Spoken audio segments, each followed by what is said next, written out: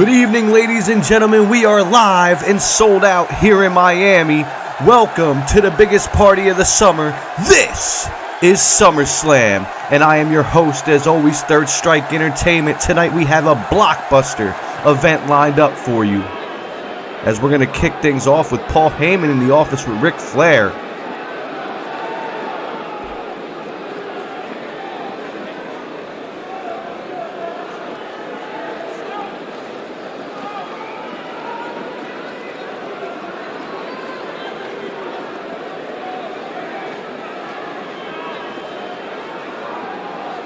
Seems like Paul Heyman's trying to talk his way out of this match here tonight between his client Lars Sullivan and the returning Rated R superstar Edge.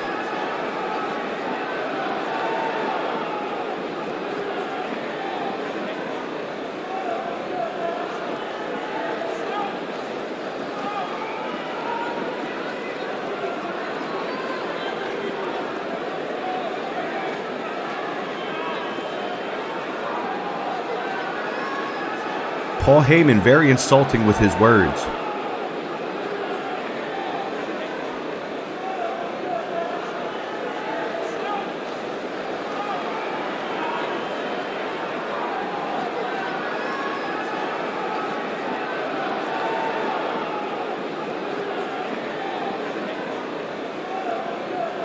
And Heyman's request denied here tonight by the Raw General Manager Ric Flair.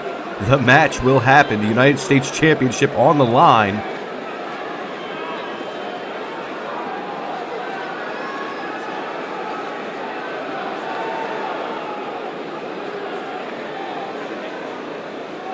The threats of Paul Heyman.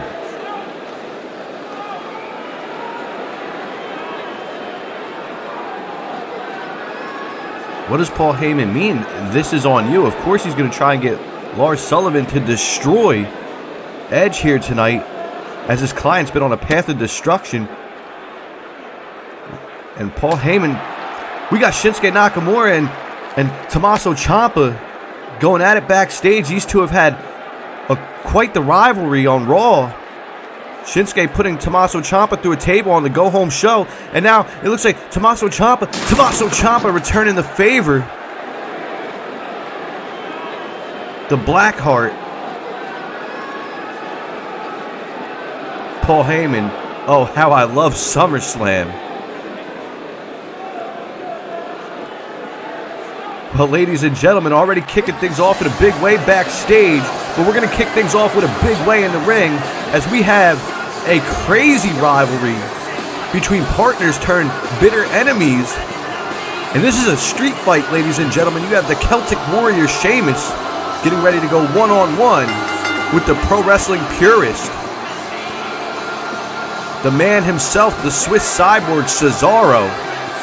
As you see, Sheamus is now the Sheamus of old, coming out here. Great reception right here from the crowd here in Miami.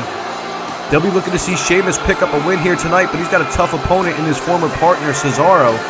Cesaro aligning himself with the Revival, and not only the Revival, but their manager Ted DiBiase, forming a new age Money Inc. or $1 Million Corporation, so to speak. I'll tell you what, it's a great assembly right there made by the $1 Million Man. The $1 Million Man sure does know how to pick his clients.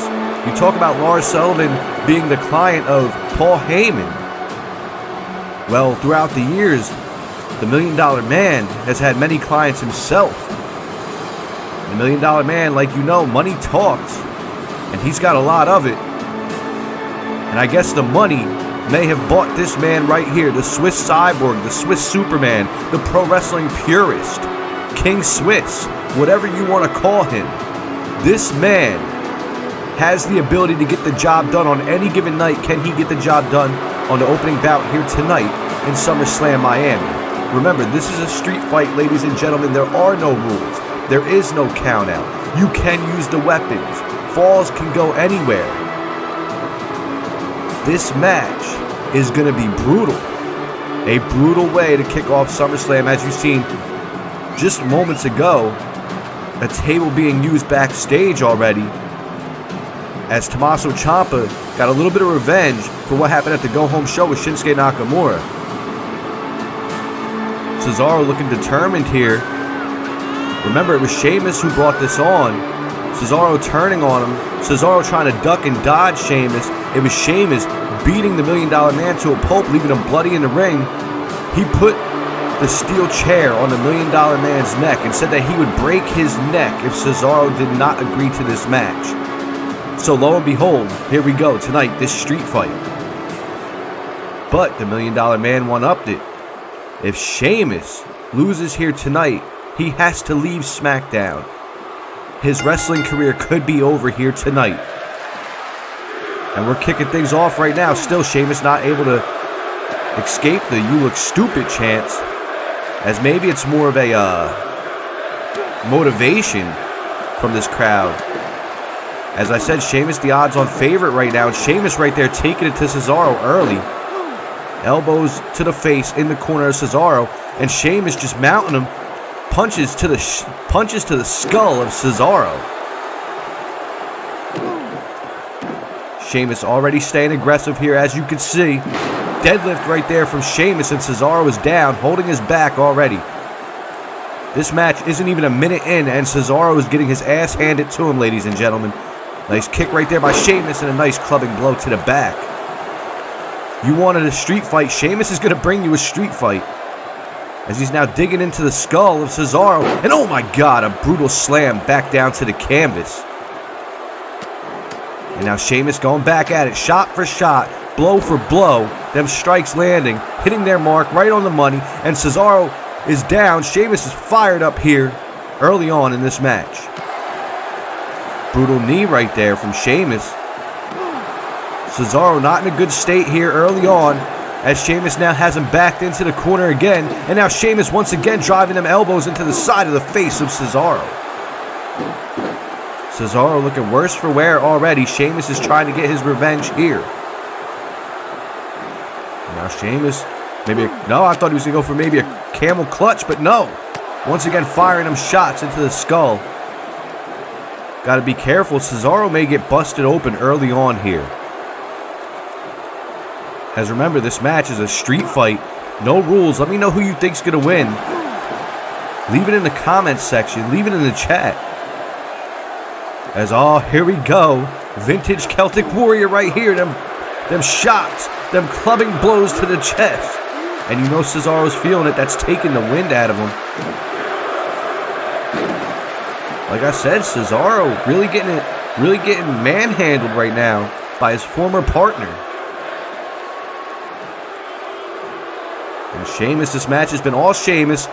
Right there, nice quick suplex. As Cesaro rolls out of the ring, Cesaro maybe trying to get a breather, trying to get out of harm's way, trying to get away from the Celtic Warrior, but no, the Celtic Warrior won't allow it. Meeting him outside. Going coast to coast there, kinda. Running around the ring just to get back at Cesaro. And Cesaro getting no breathing room right here from Sheamus. A boot to the head as Cesaro was draped over the barricade. I mean, Sheamus wants all the revenge right here as he slams Cesaro into the steel steps. Oh my God.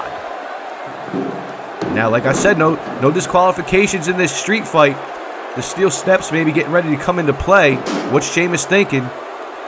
Like I said, Sheamus wants the revenge. It was Cesaro that turned on Sheamus, costing them the tag titles, helping the $1 Million Revival become the tag champs. You gotta wonder what's going through Sheamus' mind. Is Cesaro finally starting to show some life? Missed strike right there, but I don't think Cesaro even cares. Cesaro's swinging wildly, trying to stop this onslaught that Sheamus has brought. And now look at Cesaro. Cesaro with a brutal Swiss uppercut, or European uppercut, should I say.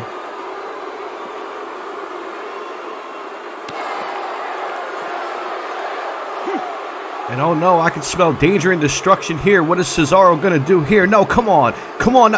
Oh my God, not onto the steel step. Sheamus back first. Across that steel.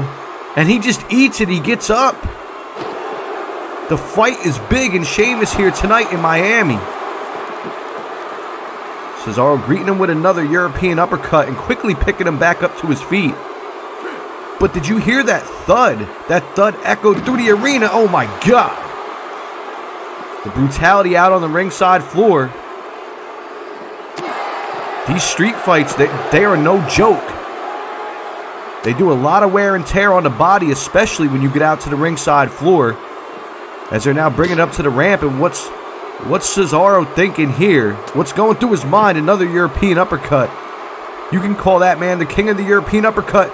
A big swing into the barricade. And Sheamus may be hurt as Cesaro taking time to taunt this crowd here in Miami, and they're not liking it. Pinfall attempt here. Early kick out, not even a 2 count. Sheamus gets a shoulder up. And Cesaro a little bit aggravated. He can't believe it as Sheamus gets to his feet. Beat it by a drop kick though. Sheamus just rolling around up that ramp now. As it's Cesaro grabbing the steel steps. He's got something in mind, but Sheamus is back to his feet. And Cesaro trying anyway, but no, Sheamus denied, blocking it with them steel steps. Nice kick right there from Sheamus. Maybe Sheamus getting ready to return a favor, but no, Cesaro fighting out of it, avoiding harm right now. And right there, a beautiful forearm as Cesaro is now starting to take over. Early on, Sheamus was beating Cesaro to a pulp, but now it seems like the Swiss Cyborg has found his way as he just collided them steel steps against the skull of Sheamus, and oh my God, the assault continues. Shot after shot, them steel steps to the rib cage of the Celtic Warrior. And now Cesaro calling for something big maybe. Sheamus not getting up to his feet is easy now. And oh my God, snapping him onto them steel steps. The brutality of this opening bout. You knew it was going to be brutal. You knew it wasn't going to be for the faint of heart. And it's living up to the expectations as we got them deadlifts right there. The deadlift gut-wrench suplex combo. The trademark of the Swiss Superman right out here on the ringside floor. Or the ramp, should I say. Trust me, that ramp is protected, but it's not protected that much.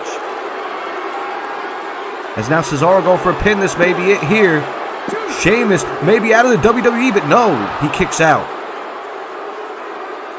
Sheamus managing to keep his career intact.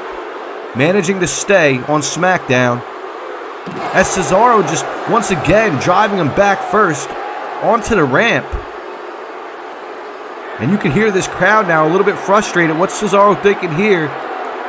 Calling Sheamus to his feet. Sheamus blocking it off. There is still some fight in the Celtic Warrior.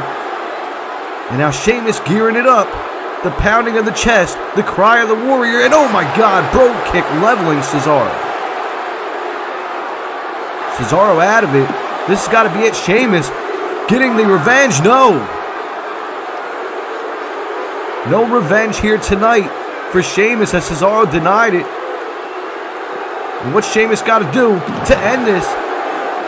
Nice belly to back release suplex right there. Belly to belly, I mean. This match is definitely getting dangerous. And there we go. That Irish curse. This may be it. Sheamus looking for another Brogue kick, maybe about to level his former partner. And no, Cesaro ducks it. Beautiful counter right there from Cesaro. And there we go. Death from above. King Swiss taking over once again.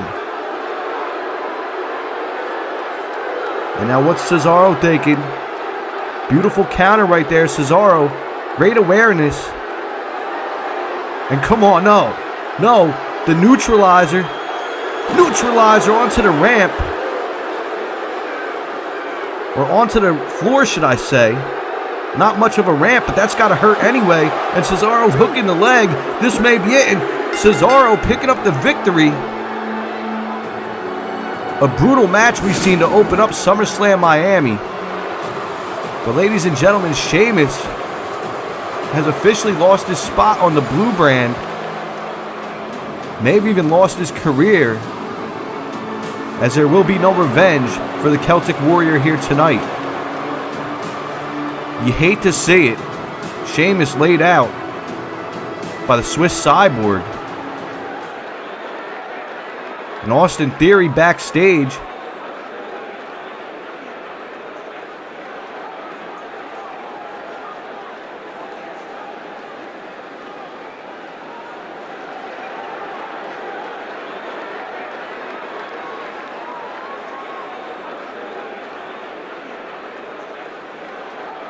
Big Show seeing if Austin Theory made his decision on what brand he's going to sign to. Theory, the winner of the Quest for a Contract tournament. He gets to pick whether he wants to be on Raw or SmackDown. He had a match on both during their go-home shows. Victorious on both.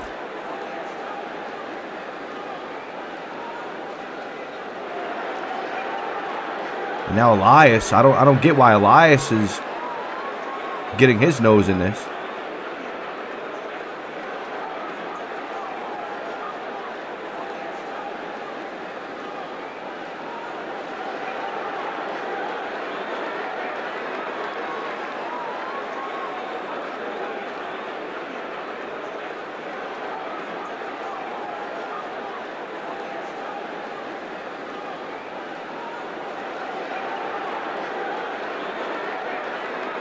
What is Elias even... Does he have a point to this?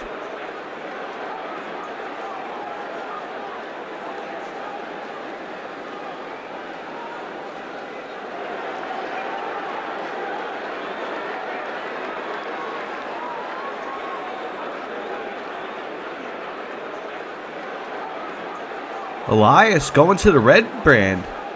Elias trading shows.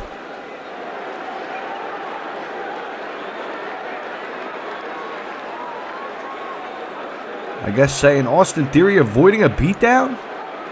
Because Elias is going to the red brand and Austin is going to the blue brand?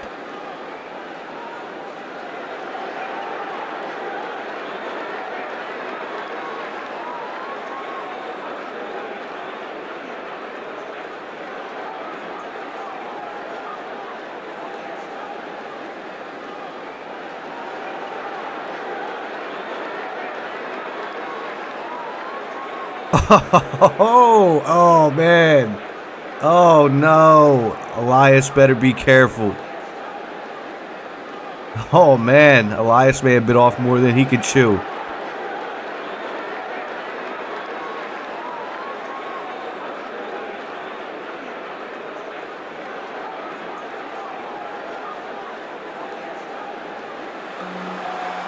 Ladies and gentlemen, we have our SmackDown Women's Championship match. Mia Yim will try her luck against the reigning and defending champion, the Empress of Tomorrow, Asuka. But how about that? Elias maybe should have chose his words a little bit more carefully. Elias going to Raw, and it appears that Austin Theory has made his decision and he will join the red brand too. But Elias talking a lot of smack, and he thought that Austin Theory was going to be going to SmackDown, but it appears not. So Elias better watch his back. Elias may have to answer for that. As Mia Yim, her second match here in the WWE, you know how she made her debut attacking Asuka, putting her on the shelf for a few weeks.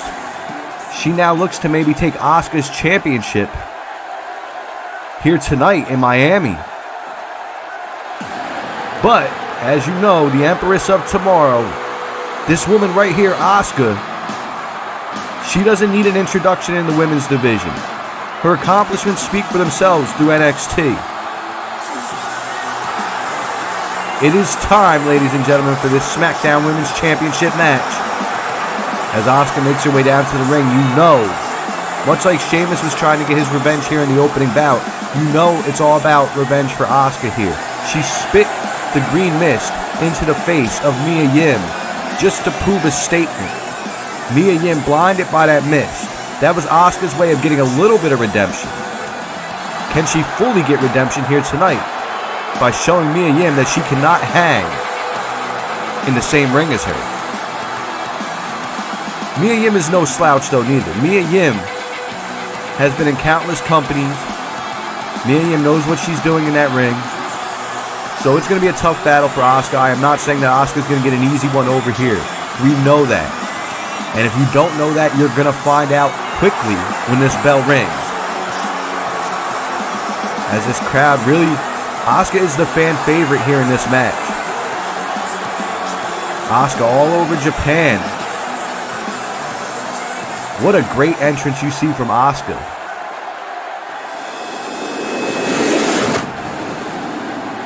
And the SmackDown Women's Championship getting ready to be underway. This match.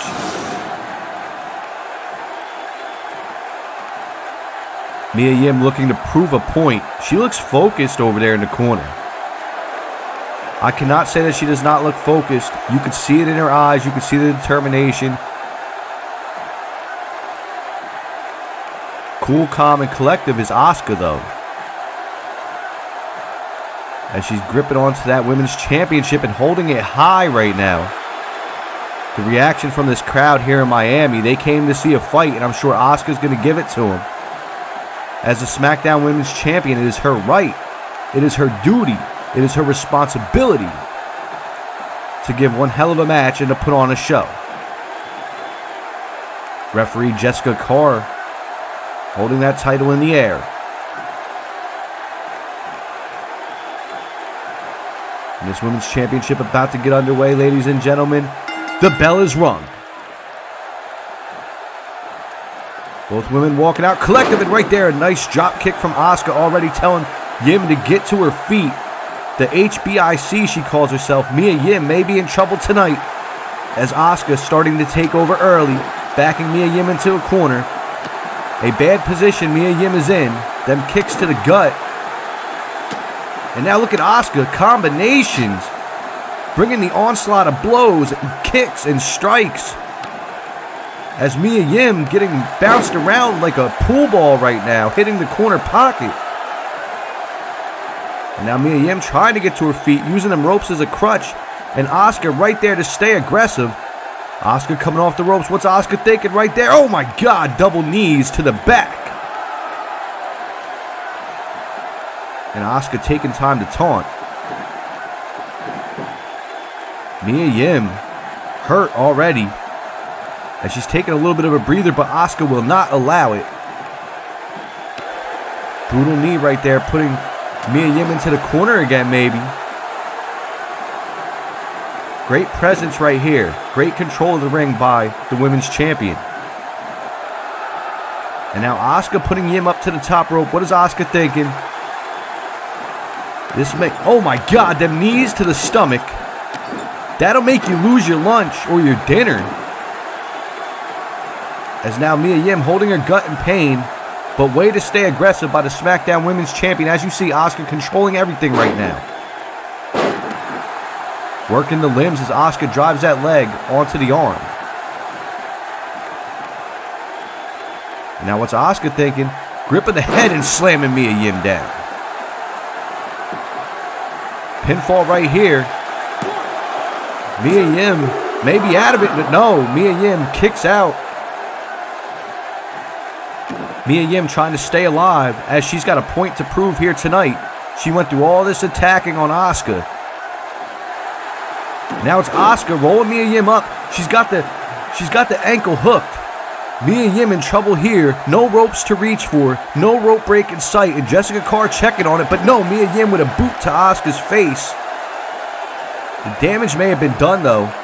As Asuka taking a little bit of a time to recalculate. And no, Mia Yim with a block. Blocking Asuka off. And here we go. Mia Yim. The gears are firing. She's starting to make a comeback. Brutal knee right there. And now it's Mia Yim with the ring control, putting Asuka in the corner. And there goes Mia Yim trying her shots. And Mia Yim with them knees. Asuka dropped down into the corner. What's Yim going for here? Face wash by Mia Yim. Showing signs of life, and Asuka is down now. And Mia Yim with a beautiful 450 splash onto the Women's Champion.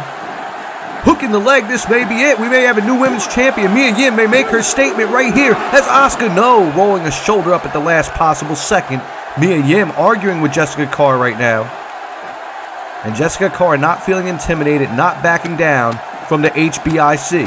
The head baddie in charge is going to have to do a lot more than that. And she does, continuing the barrage of kicks.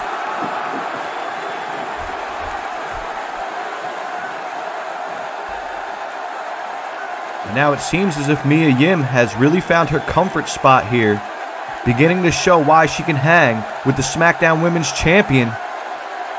And look at the power right there A huge stalling suplex right there from the head baddie in charge. Asuka rolling out to the apron. And Mia Yim keeping the pressure on, but no, blocked is Mia. And Asuka telling her to come on. Mia a little bit staggered, and now what's Asuka thinking? And now Asuka suplexing her off the apron to the ringside floor. Oh my God. The damage is done. Mia Yim's back. I don't think I've ever seen anything like it. Referee Jessica Carr with a 3 count right now. And a brutal boot. Mia Yim may be out of it. Asuka really took her to town right there.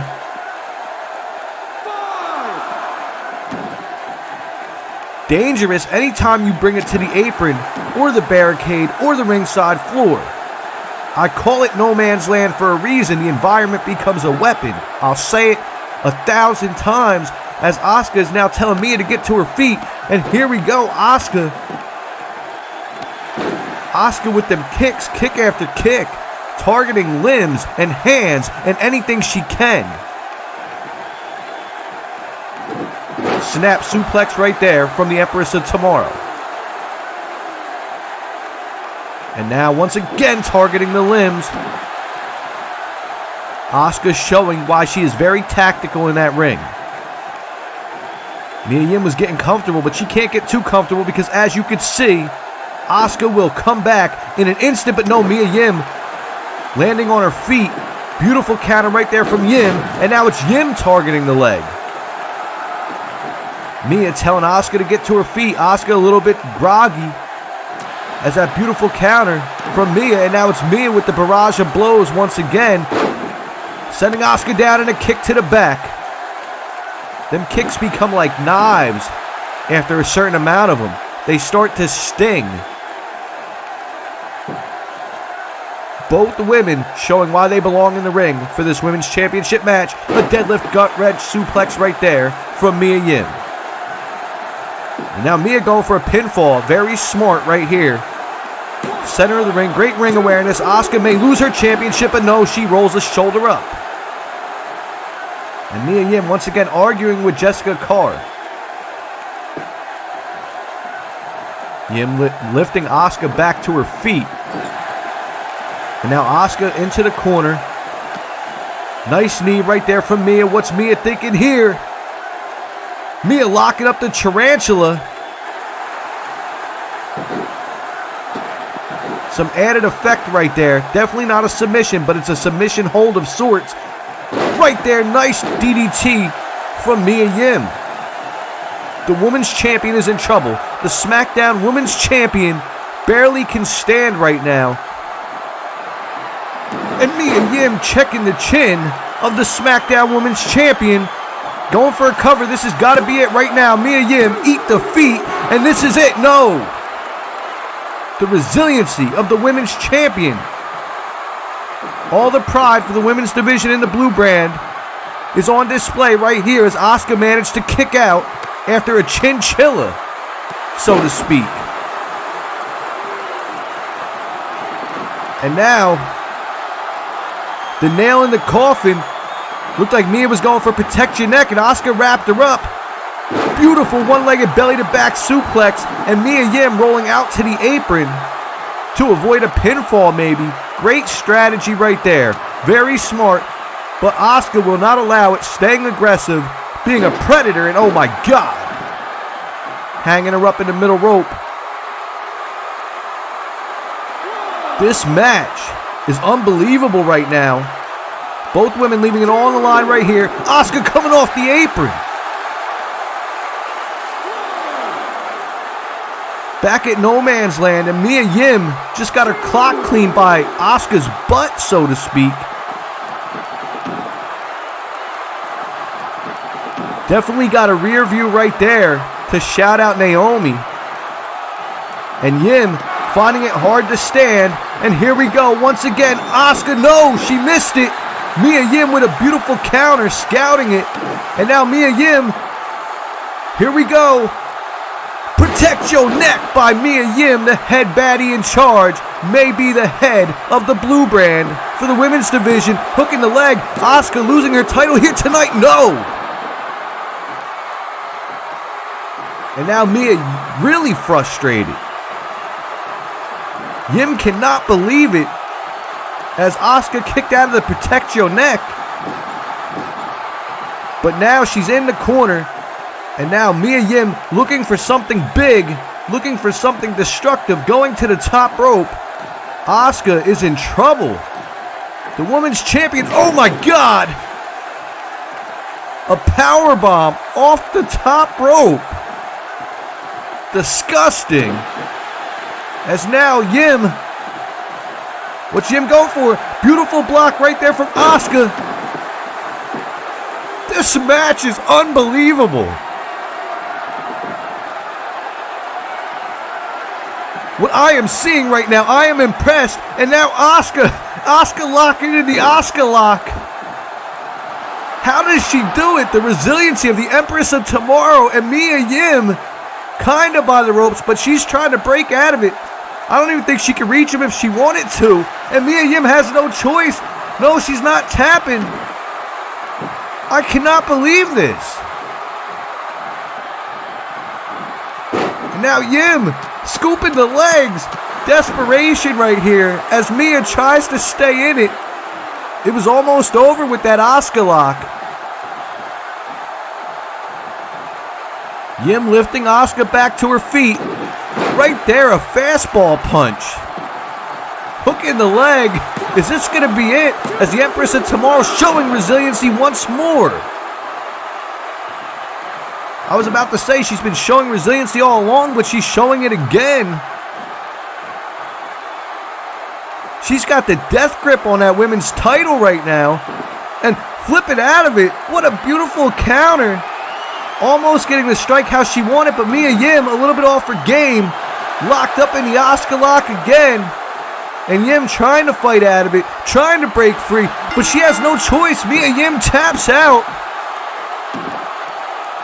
What did I just see? Well, ladies and gentlemen, Asuka retaining the SmackDown Women's Champion, but one hell of a fight from her challenger, Mia Yim. And ladies and gentlemen, I'm going to be turning the commentary table over. That's right, we got special guests here in Miami, and you should know them. And if you don't know them, it's time you get to know them. I'm turning the commentary table over to my man, Film Production 816. Ladies and gentlemen, introducing Roz.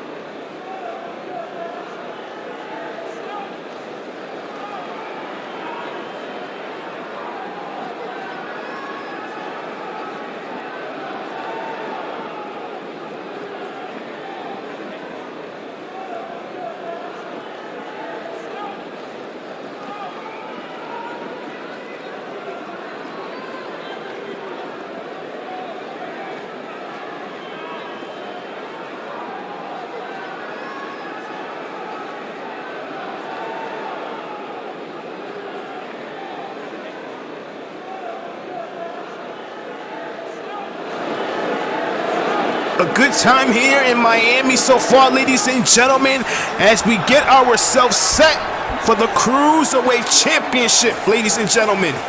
Cedric Alexander, the #1 contender, looking to take on the Cruiserweight Champion, Tyler Bate, here live in Miami at SummerSlam. I am Roz, aka Art, aka Film Production 816, special guest here in Third Entertainment's Universe mode here at SummerSlam. Look at how tight this crowd is for Cedric Alexander. For Cedric Alexander to get the job done, to walk out the Cruiserweight Champion of the world. Well, you can tell this man has worked his hardest, has given talent to this crowd here tonight. This could possibly be the moment we've been waiting for the longest. Cedric Alexander really here to shut up the critics. And can you blame the man? And here comes the longest reigning Cruiserweight Champion, ladies and gentlemen. Tyler Bate with no, well, I would say exotic, but no look on the face, no disturbance, I might say. The focus is definitely real here tonight as this man looks forward to holding on to the Cruiserweight Championship for a very long time. But you never know, it can slip. Might be the situation of Tyler Bate. This could be the curse of Tyler Bate. You never know, anything could possibly slip in the eye of the Cruiserweight Champion. There's no standing down, there's no walking away from this. This is either put up or shut up. And you see the crowd, not really fun feel for Tyler Bate here tonight. But you think Tyler Bate really gives a crap? No, Tyler Bate is looking to make his way to the top as the Cruiserweight Champion. And that is his goal, that is his dilemma, that is his prerogative, ladies and gentlemen. The stare, the look, no care at all. I would definitely take some notes on this, because this is the man you should be afraid of. There's no emotions, no nothing on Tyler Bate. He doesn't give a damn about this crowd from what it looks like. And right there, the Cruiserweight Championship. That's what it's all about. And you see the test of time. You see how focused Cedric Alexander is. He's not backing down. He is not taking his eyes off of Tyler Bate here tonight. You can tell how hard this man works. And that man right there as well, the title holder, the longest reigning champion, Tyler Bate. This man could either fall or rise. It's all about the Cruiserweight Championship, ladies and gentlemen. Make sure you comment down below who you think will walk out the Cruiserweight Champion. Will it be Tyler Bate, or will it be Cedric Alexander, as Tyler Bate takes a look at the belt, hands that title right to the referee. Ref showing that belt to Cedric, letting him know rules are rules. You know what this means, if the belt is held high. That's what it's all about, ladies and gentlemen. Cruiserweight action. Cedric Alexander, Tyler Bate. One of these men are going to walk out the Cruiserweight Champion here tonight. Bell has rung, and we are ready to get the things rolling here. And look at this, head locked in, but no, Cedric Alexander not falling for any tricks up the sleeves of Tyler Bate. Look at the agility from Cedric Alexander. Oh, damn, takes him down. Goes right to the midsection of Tyler Bate, and look how fast-paced that is, driving that elbow right to Tyler Bate. And this is what I've been talking about. Cedric Alexander knowing every obstacle he has to take in this title opportunity. That's where you gotta go, and that's what you gotta hit hard, to be the opportunist, to be the man to walk out the champion. And you see that deliverous punch, those shots to the chest from Alexander now. Ooh. Bumps him right into the corner, and now Into the ropes, but no, Cedric in trouble by Tyler Bate. Oh my! Look at this, and look how the fast-paced agility of Cedric Alexander taking down the Cruiserweight Champion here. This is unbelievable, folks. Right into the turnbuckle, and here goes Cedric Alexander looking to lift up Bate here in deep trouble. Look at this, slammed hard onto the mat. Looking to go high flying there. Oh my, and go for the early pin. 1, 2 to put away Tyler Bate, and no, Tyler Bate able to kick out. And you can tell Cedric Alexander did not like that one bit, and now the stomping continues, the beating continues from Cedric Alexander. Looking to take a trip here. Here we go, right to the back of the head. So far, Cedric Alexander has been dominant in this match, and now is looking for Tyler Bate to suffer. Here we go, head locked in again. Looking to lift him up here. This is going to be painful for Tyler Bate. Oh, my. Just insane. Tyler Bate has not moved, not one bit, and not going for a second cover to put away the Cruiserweight Champion. No. Well, that wasn't enough to put away Tyler Bate. I think Cedric was going to have to try everything he has to. And, oh, look at Tyler Bate now. Bate with the reversal. Bate with the uppercut. And now he's feeling it. He's in a bigger situation than Cedric Alexander is, and now uppercut. Hangs on to the ropes here. And now tossing it. Here goes. Oh my, what a huge uppercut. And Tyler Bate on the other side of this whole situation. Cedric Alexander could be possibly in trouble as he hangs on to the ropes there. Punch right to the face, and now Tyler Bate looking to do something. Oh my God, oh! Hard body suplex from Tyler Bate. Tyler Bate now on a mission as the Cruiserweight Champion. Oh, looking for something here. Oh my goodness, another uppercut.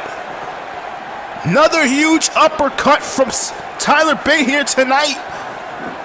Backs him into that corner, and now Tyler Bate looking to take the pressure onto Cedric Alexander here.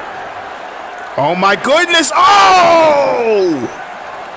Right onto the ropes, and now Bate with the cover. 1, 2, this gotta be it, and no, Cedric Alexander kicking out. Unbelievable, what a way to start this Cruiserweight Championship opportunity. Cedric got this opportunity by beating Mustafa Ali on Raw. This is his chance, this is his final opportunity, his chance to get that Cruiserweight Championship around his waist. But I don't think Tyler Bate's going to let anything pass him by, and now looking to lift him up here. Oh, this is going to be a hard situation. Cedric fights his way out and looking to pick up Tyler Bate right onto the back of the head. Cedric feeling it, wanting Tyler Bate to reach back to his feet now. Goes right to those punches, right to the face, and now head locked in. Another uppercut. So many uppercuts from both Tyler and Cedric Alexander. Uh-oh, look at the fast pace here. Unbelievable agility from Cedric again. Very outstanding performance from Cedric, and Cedric again feeling the motivation of it all. And this is insane. Oh, here we go. Oh, Bates with a reverse now. Another kick to the face. Another kick to the face, and Tyler Bate now feeling the game. Here we go. Backs him right back into the corner again. Tyler Bate looking to really soak this man out here with the head locked in. Oh, gosh, what a headbutt. Unbelievable, ladies and gentlemen. And now lifting up Cedric Alexander. Oh, man, this might be seeing stars after this. Very dizzy here. And continues it all the way here, Miami. Oh, man. I was going to say, I think Tyler Bate just got himself a little dizzy there, too. I mean, hurt him more than it hurt him. 1. Here we go again. 2. This could be it. No, not enough to put away Cedric Alexander. Right to the back of the Cedric Alexander here. Now Tyler Bate looking to head to the top rope. Looks to land on Cedric Alexander, but no. Cedric caught him in midair. Caught him in midair, ladies and gentlemen. Unbelievable. Oh, this is definitely gonna hurt here. Now grab him by the head here, and oh God! Hard hit right there, ladies and gentlemen. Nothing to come back from that. Cedric Alexander dragging the Cruiserweight Champion into the middle of the ring as Cedric heads to the top to land on Tyler Bate. Tyler Bate getting back to his feet. Here we go. Oh my, what a crossbody. And Cedric is definitely feeling it here to walk out the Cruiserweight Champion and gets it face first. Goes for the cover here. Might be having a new champion. 1, 2. This could be it. And no. Tyler Bate kicking out. And Cedric full of emotions, trying to do everything in his power to put away Tyler Bate. But no. Tyler Bate fighting back.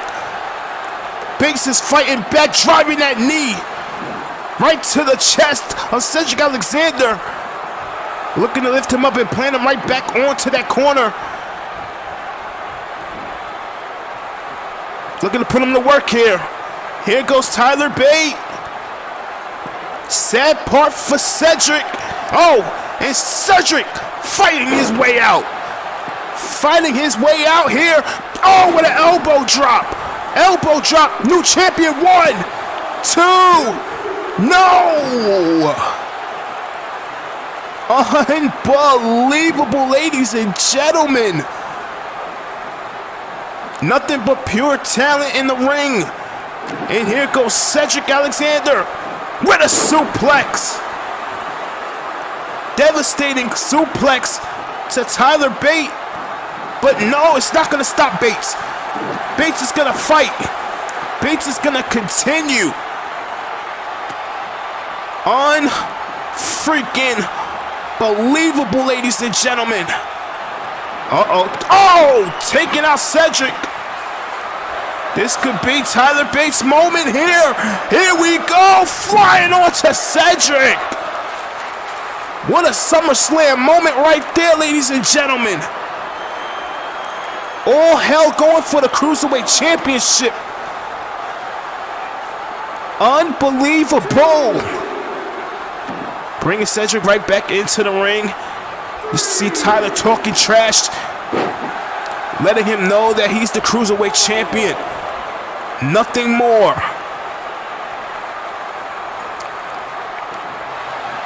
He's got up his sleeve now. I think Tyler looking for the submission. Tyler looking for the submission. And Cedric trying to reach the ropes. Cedric trying to reach the ropes, but wait. He's finding a way to escape out of it. He's finding a way to escape out of it. And oh! Tried to go for his legs again. Cedric fighting his way out. Here we go again. No! Oh my, what a whippersnapper. Right to the face of Cedric. Knees right to the face.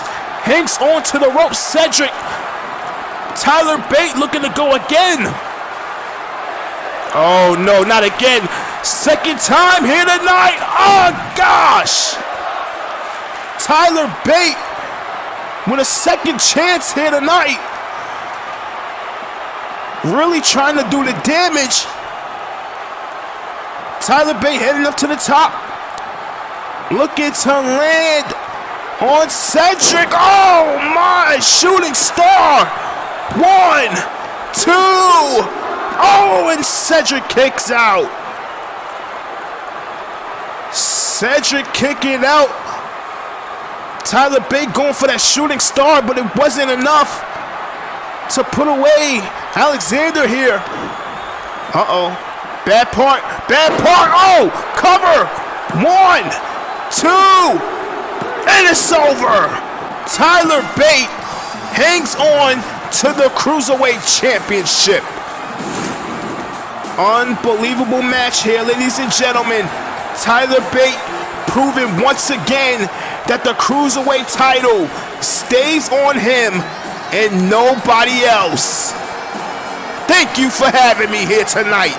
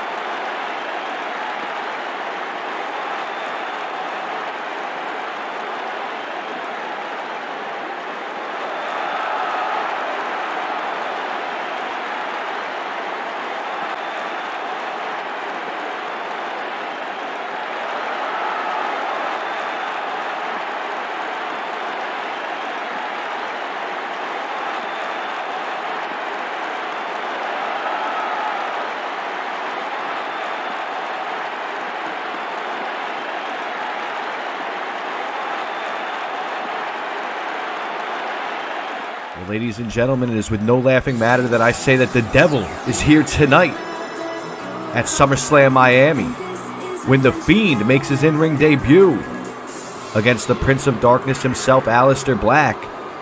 Bray Wyatt, a man shattered at the hands of a loss from Aleister Black all the way back at tables, ladders, and chairs. It completely broke the image that is Bray Wyatt, splitting him off into these alter egos, so to speak.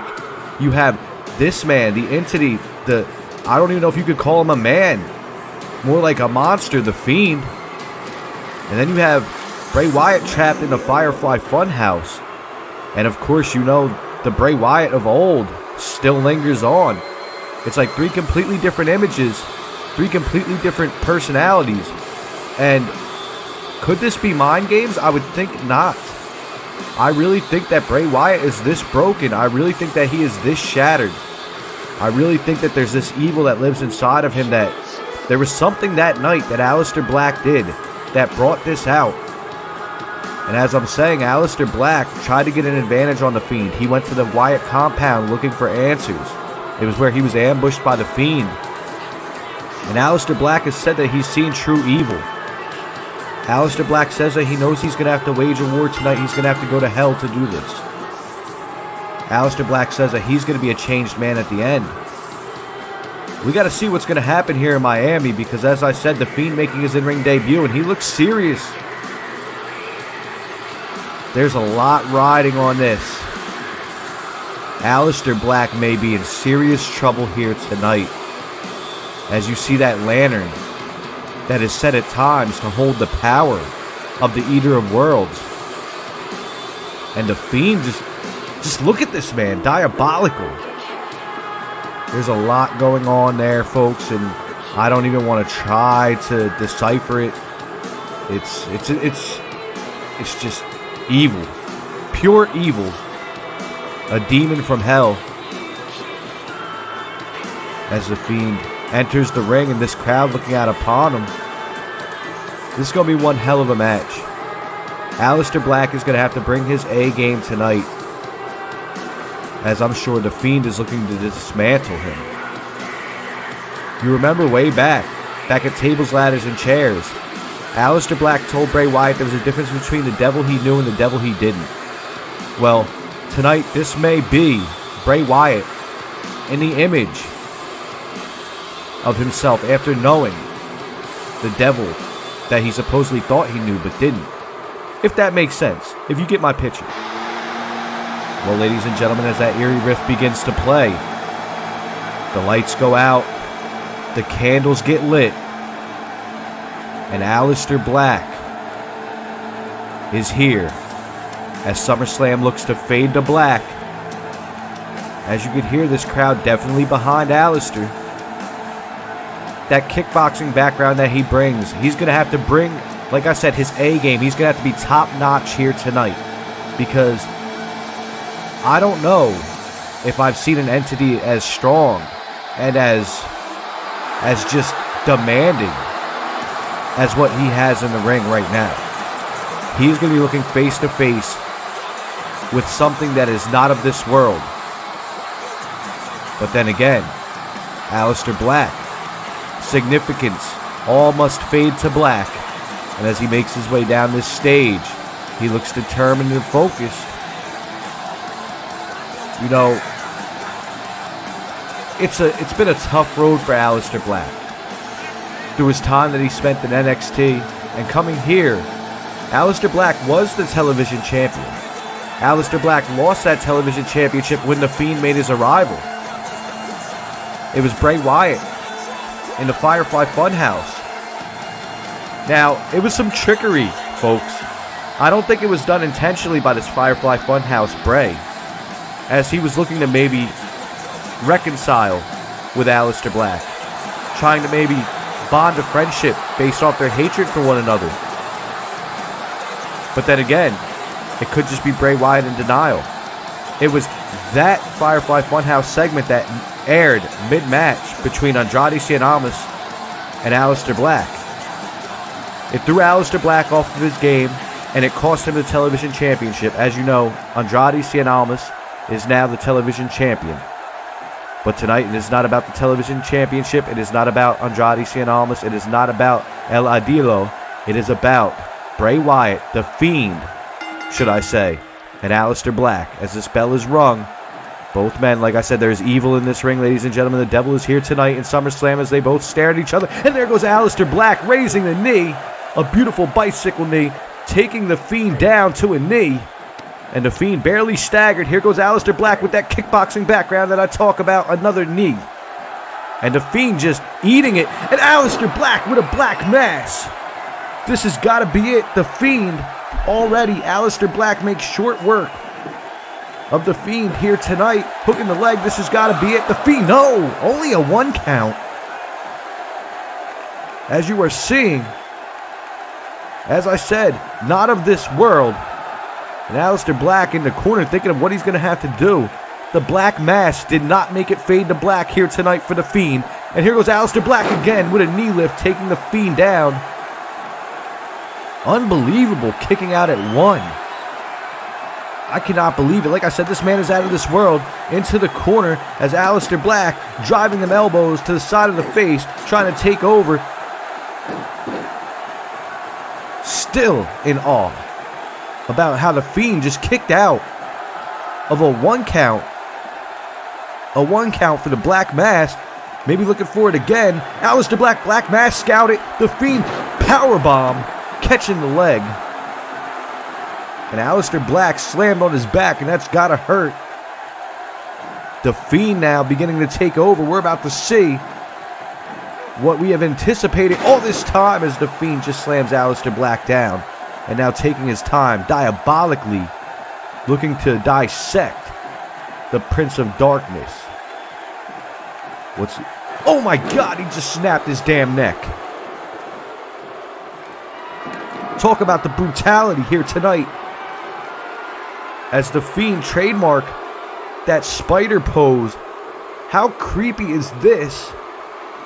As Aleister Black may be out of it, he hasn't moved. And the end could be near. As we're getting ready to see it. Can we see it? Kiss to the forehead. The Sister Abigail on Aleister Black. Black is done for. I don't know if he's going to be able to stand. I don't know if he's going to be able to get up. But he's trying. He's trying his damnedest. And oh my God, the mandible claw. The Fiend has it locked in. Can Aleister Black fight out of it here tonight in Miami? The Fiend may have just made short work of Aleister Black. As I said, this man is not human. And he's got it locked in tight. Aleister Black trying to pull the fingers from the mouth. But it may be over. And Aleister Black is out of it. He's passed out, ladies and gentlemen. The Fiend makes short work here tonight. As he has faded Aleister to black. Unbelievable. Short work here tonight. Impressive debut from this entity. You are staring at something pure evil in that ring. And Aleister Black experienced it firsthand. Bray Wyatt has taken a trip through hell. And he has come back. Not himself. But more stronger. And more disturbed. And evil than ever. Somebody's got to check on Aleister Black, as he had just passed out in the ring. That Sister Abigail sealed the deal, but that mandible claw was the nail in the coffin here tonight in Miami for Aleister Black. I have a feeling there's going to be a path of carnage coming.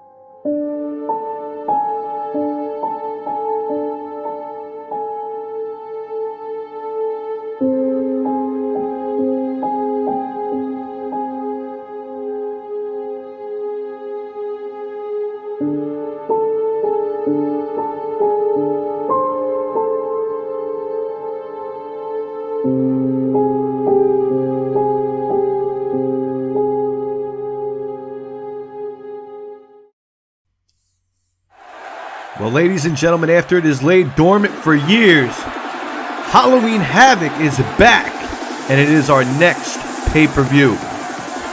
But ladies and gentlemen, I'll tell you what, we have a tag team championship match underway for the Raw tag team titles. We got the Street Profits finally putting their name in the hat to try and become tag team champions. Angelo Dawkins, Montez Ford, dressed in Miami Dolphins colors. How suitable to be here in Miami tonight for SummerSlam as they're trying to get this crowd hyped. It's safe to say, as you can see, Angelo Dawkins, he's mixing up the medicine. Montez Ford is here. They are lit. Ladies and gentlemen, they want all the smoke.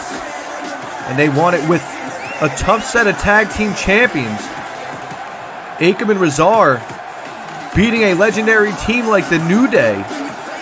But then again, we know how that all happened. Kofi Kingston taken out of action. It was Akam and Razar the night after King of the Ring, taking the tag titles from Xavier Woods and Big E. What a crucial blow to the New Day. Definitely not fan favorites are the Authors of Pain, but I'll tell you who is fan favorites. I'll tell you who captivates the heart of the WWE Universe. It's these men right here, the Street Profits. And ladies and gentlemen, tonight, can the Profits be up?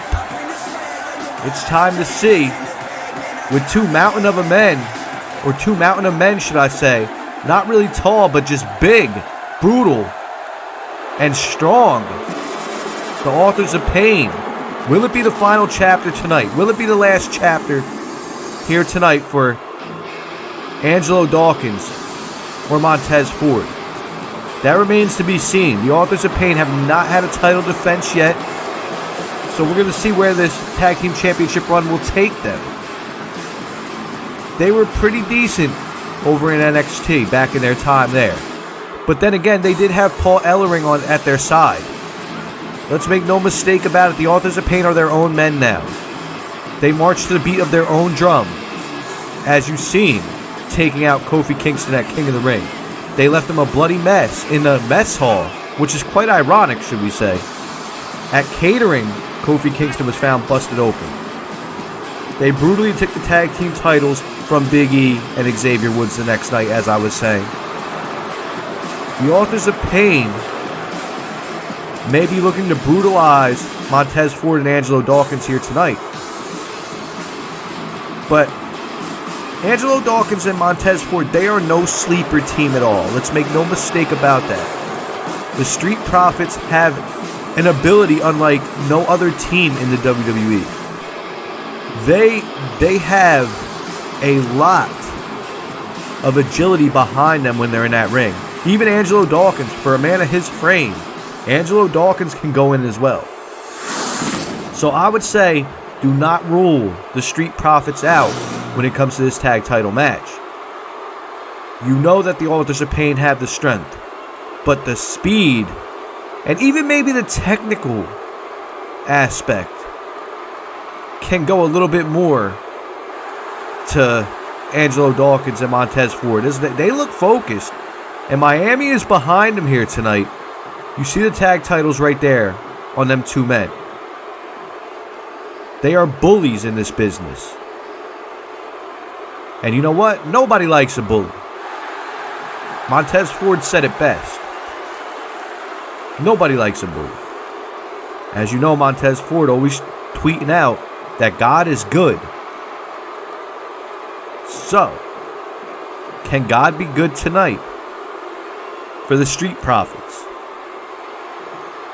Jessica Carr once again officiating this match. Belts raised high, and here we go. We're underway. Tag team title match is upon us. And oh my God, a small child being lifted in the air right there. Well, at least that's what he made Montez Ford look like.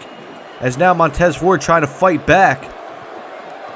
Right now you have Akam and Montez Ford in the ring. Montez Ford trying to keep the pace quick here. That's what he's going to have to do. Quick, rapid pace to try and keep the Authors of Pain off their game. But no, right there, as you can see, an STO from Akam. And Akam wasting no time mounting them punches across the face of Tez, of King Tez. is what they call it. Nice stomp right there to the stomach. And oh my God. Akam wasting no time. Slamming the limbs across the canvas. And really shutting this crowd down here for the Street Profits. Montez Ford into the corner. Akam following it up with a huge body splash. Nice roll out of the way right there from Montez Ford. That's the quickness that I talk about. Very good with the ring awareness too to roll out of the way. But no, Akam sending him into the corner. Maybe looking for a tag to Razar, but it was denied. As now Akam continuing to try and keep him in that corner. And Montez continuing to try and fight out. He's fighting for his life when he's in that corner. That's how it goes in tag matches. Once you get in the opposite corner, you are fighting for your life. And as you can see right there, the fight for his life continues. Montez Ford driving them elbows into the stomach, trying to win the big man. Off the ropes. And right there, huge spinning elbow from Montez Ford. You've seen the height that this man gets. Once again, kind of just eating that elbow. And Akam trying to bring the brutality now. Once again, going back to that corner. And once again, the fight pursues. It's kind of like a tug of war over there. Nice belly to back suplex. Impressed by the strength right there, Montez Ford. And stomp after stomp. Now this crowd really coming alive. Look at Montez Ford trying to lock the arm bar in on Akam. But Akam a little bit too strong for King Tez, as you see firing him shots to the forehead. And now look at Tez firing back himself. We got a little bit of a slugfest going on, and that's kind of hard to believe. Into the corner now to Angelo Dawkins, who makes the tag. Nice sit-out spine buster right there, and Angelo Dawkins with a frog splash, hooking the leg. Angelo Dawkins trying to steal one right here, quick in the tag team match, and no. Kick to the back of Akam. Angelo Dawkins fresh. You want to keep fresh men in. That is the rules of the... Well, not the rules, but the strategy of tag matches, should I say. And now Akam bringing him into the corner. And now it's Razar, the fresh man in for the Authors of Pain. Akam taking a little bit of a breather as he needs it, following up that double team move that you just seen between the Street Profits. And now Razar trying his hand. But Angelo Dawkins fighting it off with a nice uppercut. Dawkins sending Razar into the corner now in a huge spinning splash, but it was denied. And followed up with a shoulder block off the counter. As now Razar looking to come alive for his team, but no, Angelo Dawkins fights back. 2 boots, pushing him off. And now into the corner is Razar. Quick tags right here from the Street Profits. Angelo Dawkins, nice scoop slam right there. Here comes Tez. Tez like a freight train. And there we go. The beautiful tag team tactics. The display of the double team maneuvers from the Street Profits. All the smoke here in Miami. Beautiful corkscrew splash into the corner. Hooking the leg. This may be it. No. Quick kick out right there. And Razar just ate that and clubbed him down with a brutal clothesline. Montez got leveled. And just as quick as he got leveled, he got thrown out of the ring too. And now, a little bit of aggression out here at ringside, but no, Montez Ford fights out. And a bulldog right there onto the ringside floor, the ring mat, the floor mat, should I say. But look at that, just tossed around like a rag doll. Jessica Carr at a 4 count right now. And tossed again. What in the hell is going on here? Maybe the Authors of Pain looking for a count-out victory? It would not surprise me, to be honest. This would not surprise me.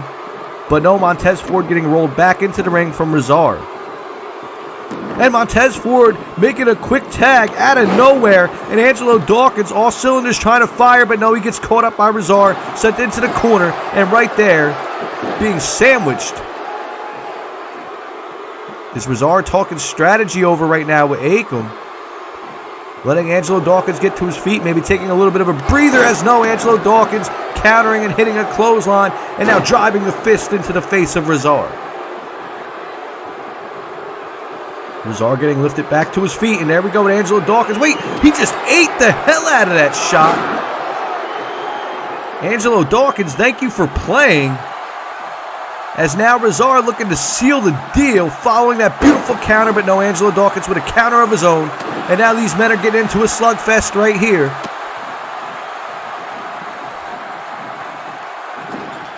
And Rezar putting Angelo Dawkins back into his corner, but Angelo Dawkins fighting back out of it. The fight for your life continues. Missing right there, but Angelo Dawkins quick to counter back and leveling Rezar with a nice shot to the face. Right on the button, back into the corner, and a tag to King Tez. As here we go, right man in position, that beautiful frog splash that he's known to give. Tez looking for the pinfall right here, maybe a 3 count, but no, a kick out from Rezar. Almost new tag champs, and a beautiful drop kick to the back. Rezar is in trouble following that double team move. And the DDT crushing Rezar's head against the canvas. Tez lifted him back up. Rezar sending him over the ropes now. Tez onto the apron. Tez maybe going for a sunset flip, and yes, he hits a sunset flip. This may be it.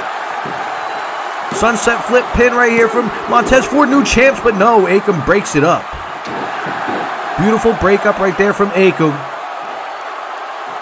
And now Akam having his way right now with Angelo Dawkins. And now what's Montez Ford going for? Akam a little bit distracted with Angelo Dawkins. Montez Ford with a second frog splash. And Tez taking a little bit of a breather.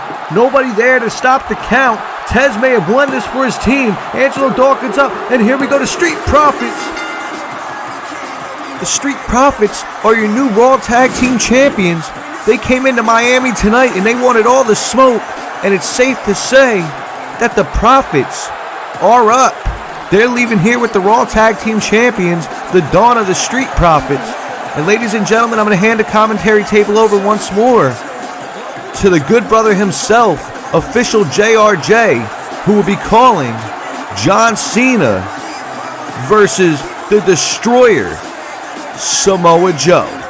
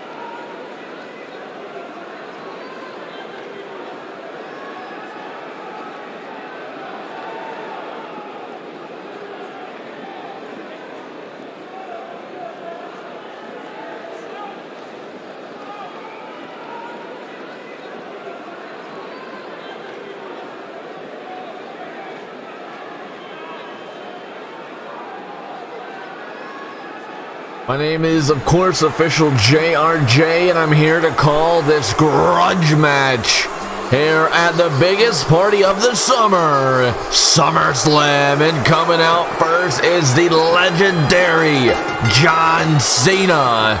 Of course, the leader of the C Nation. You either love him or you hate him. There's no other way around. This guy has made quite the career at an event like SummerSlam. And well, tonight provides another big opportunity for Cena to further edge his historic career into the history books. But here we go, folks. Listen to this crowd. They have come unglued for John Cena. A very polarizing superstar. Cena's coming in to get his revenge on the Samoan submission machine. Of course, his mantra is never give up. And well, in a match like this against a guy like Samoa Joe, you know Joe's going to make him give up. He's going to attempt to make Cena give up. So we'll have to see if that mantra of John Cena really sticks true right here tonight in Miami, Florida. Of course, home of one of John Cena's greatest rivals, and Dwayne "The Rock" Johnson. How good is this going to be?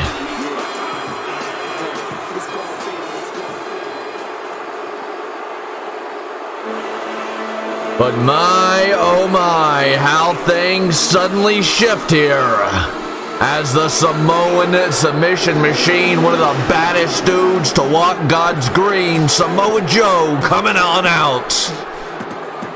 Coming on out to a chorus of boos here from Miami, Florida. Well, with Cena, you either love him or hate him. And well, I think with a guy like Samoa Joe, you just plain, well, hate him. I mean, he's not exactly the most liked guy on the WWE roster, but he's most certainly one of the most dangerous guys on the WWE roster. John Cena's in trouble here tonight, but I'm sure John Cena knows that this is going to be a big uphill battle, if I do say so myself, for John Cena. Here we go, folks. Samoa Joe, John Cena. It's up next.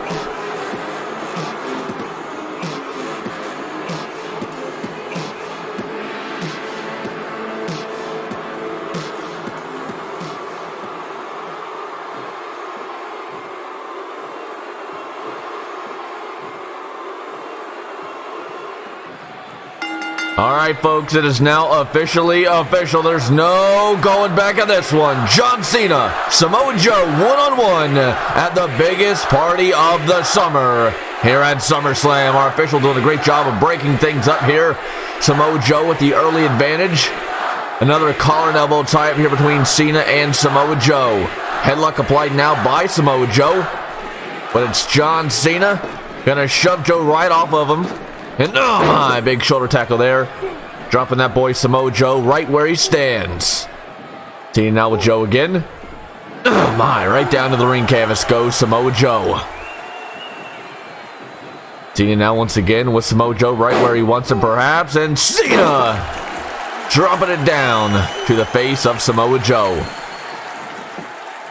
Of course, these two have a lot of history. This is a grudge match. There's no way around it. Most certainly is a grudge match. Of course, they fought the night after a Backlash and a qualifiers match for the King of the Ring. Of course, Cena would take that victory, only adding a lot of fuel to this long rivalry. Almost like a never-ending fire between Samoa Joe and John Cena. Cena now with Samoa Joe. Irish whip here. John Cena now. No, Samoa Joe says, not today. Shoulder checking him there and taking down John Cena. Samoa Joe calling for Cena to get back to his feet here. Cena back to his feet. Samoa Joe dropping that boy right where he stands with a single leg drop kick. It's been about 75% Samoa Joe in this one. Now here we go, the Bullplex. Muscling up Cena. Not many people can say that they manhandled John Cena. But right now, Samoa Joe most certainly can lay a stake to that claim. And Joe bringing up Cena only to drop him right back down.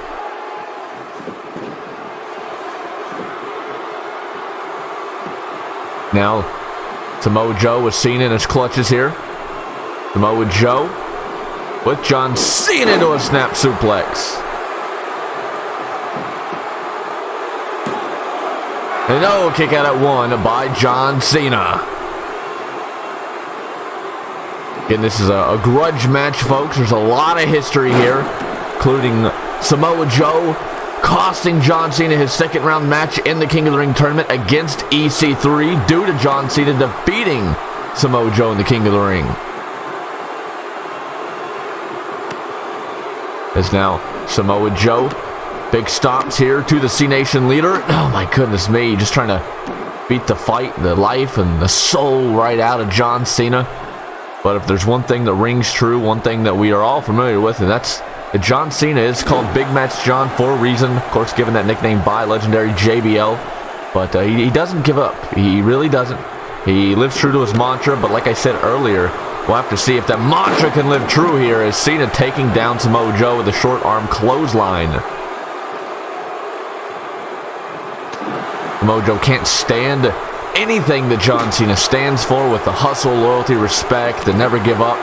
Samoa Joe's completely against all that. He doesn't believe that it's true. He thinks it's just a cheap way to sell merchandise to the kids, and maybe some people would agree with Samoa Joe, but like I said, I truly think John Cena lives by that mantra to the best of his ability. Anyways, and oh my goodness me, like a Mack truck, John Cena dropping the bigger Samoa Joe. Cena now, here we go, right on to the Samoan submission machine.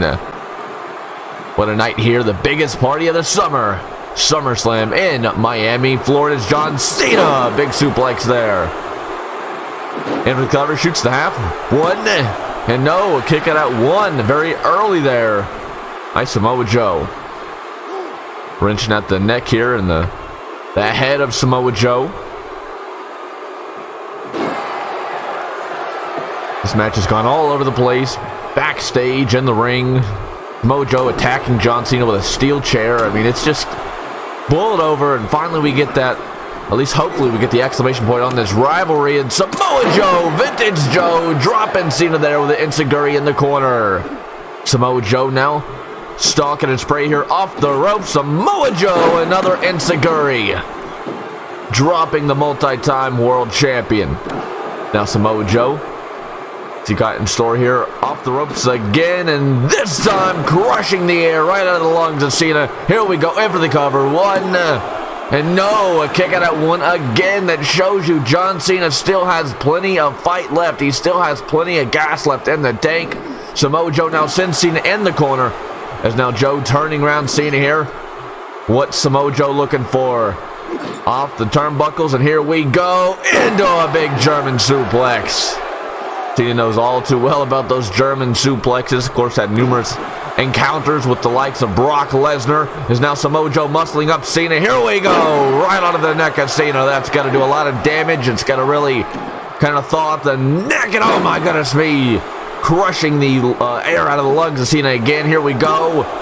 2, and no, a kick out at 2.5 there by John Cena. Samoa Joe making a lot of advantage here, a lot of progress, if you will, against Cena. He's already got a 2 count, a lot of advantage, a lot of progress from the typical 1 count that he's gotten here off Cena in this match. But here we go.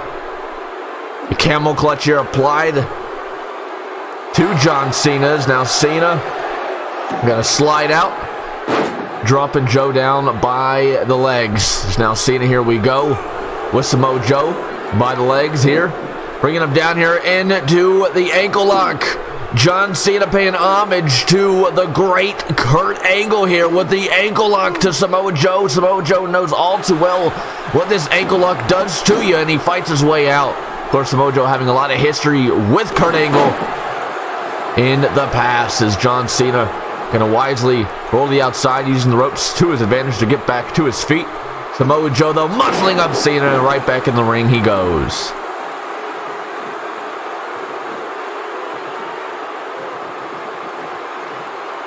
As now Samoa Joe, big knee there, rocking John Cena. Of course, Cena really wants this victory for what Samoa Joe did to him. Samoa Joe cost John Cena something that Cena's never actually won, and John Cena's won just basically everything there is to win, but he's never won a King of the Ring tournament, and Samoa Joe cost John Cena that opportunity. He cost John Cena to further etch his name in the history books. And Samoa Joe's in trouble as John Cena applied some attitude adjustment. Surely that's enough. Good night, sleep tight, sweet prince. But no, my goodness me. Not many people can say they've kicked out of an attitude adjustment, but Samoa Joe most certainly can say that he's done just that.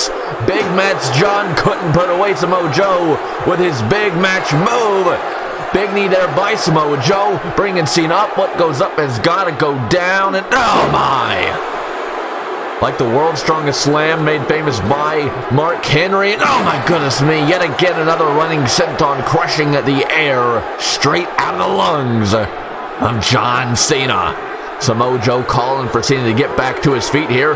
Right hand, Cena's rocked as now Samoa Joe. This could do it. He's looking to make Cena fade. He's brought Cena down to where the big sharks roam. Samoa Joe smells blood. John Cena is in deep, deep trouble here. Is he going to tap? John Cena, though. Oh, my. Big headbutt there. Over the back of his head, anyways. He fights his way out of the coquina clutch. Again, not many people can actually say they've gotten out of the coquina clutch, but John Cena can say just that into a big back suplex to the Samoan submission machine. Dragon Joe cross the ring here. Cena going to go to unfamiliar territory here. It's not very often that you see John Cena go to the top rope. But here we are, folks. This is SummerSlam. He's got to pull everything out of the arsenal into a big crossbody to his arch rival in Samoa Joe. Right now, all our official can do is watch on and make sure this is within the rules. And so far, it is. John Cena firing up. Here we go, folks. 5 knuckle shuffle. Vintage Cena. Vintage Cena here. Joe's rocked. Samoa Joe is rocked. Cena gonna go for part 2 here. Can part 2 put away Samoa Joe? He has Joe up, but no, Samoa Joe turns it around. Impaler DDT. My goodness me, a move that has really been made famous by the legendary Rated R superstar in Edge. A lot of, I don't know if it's unintentional homage paying to a lot of these legends, but regardless, look, this is SummerSlam. You absolutely love to see it as these two duking it out here. John Cena trying to really put the work here to Samoa Joe. Joe is rocked on the ropes. John Cena now with Samoa Joe in his clutches. Big suplex off the ring rope. Cena's all types of fired up, boy. When John Cena gets fired up, he is hard to stop. The crowd is absolutely behind this one. They love it. John Cena, here we go, off the ropes. More vintage Cena here. More vintage Cena on the shoulder checks. Joe's rocked. Here we go. But no, my goodness me. Joe rocking John Cena. Knocking him out of his shoes almost. Cena's rock. He's on Loopy Lane. And Samoa Joe dropping the multi-time world champion. This is a massive grudge match, folks. Samoa Joe has cost John Cena everything over the last number of months. But I guess one could argue that John Cena's cost Samoa Joe everything. He defeated Samoa Joe in the King of the Ring qualifier, but it was all within the rules. It was all fair. John Cena was the better man that night, and Samoa Joe couldn't stand it. Oh, my goodness me. What a wicked right hand there by Samoa Joe. By Cena, rather, to Samoa Joe. Joe is rocked. Joe is rocked. John Cena going to take advantage here. This match is all over the place. It's got my commentary all over the place. What a match. I'm so glad that I've gotten to be a part of this one. I would not want to miss it for the world. John Cena with Samoa Joe from the top. Attitude adjustment. Big match. John wins another big match at Summer. No. Samoa Joe barely getting the shoulder up. Samoa Joe barely hanging on as John Cena looking to capitalize on a down Samoa Joe, looking for yet again another attitude adjustment. Joe, though, once again counters it into the DDT. My goodness me, Miami, Florida, you are getting a treat. You are getting an absolute treat here. Another right hand here from Samoa Joe. Big suplex there. Samoa Joe gonna go for do-si-do here.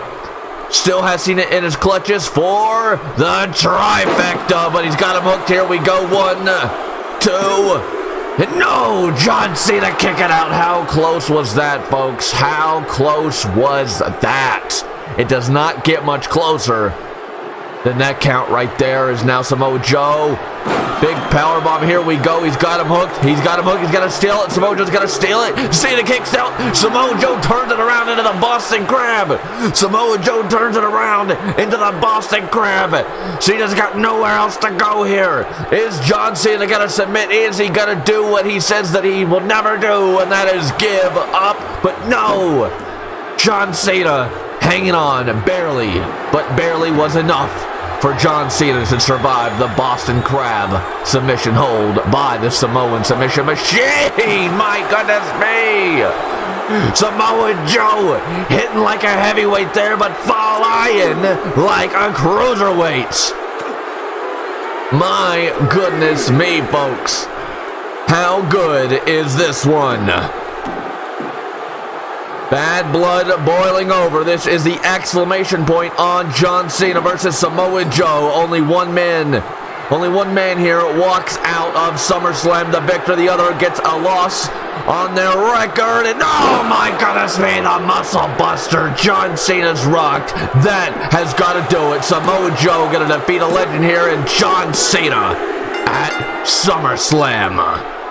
The Samoan submission machine puts down that boy, John Cena, on one of the greatest pay-per-views in WWE history here at SummerSlam, and one of the greatest matches that I've witnessed at SummerSlam. What a match. Samoa Joe does not give John Cena and the fans a Cinderella-like story ending here tonight in Miami, Florida.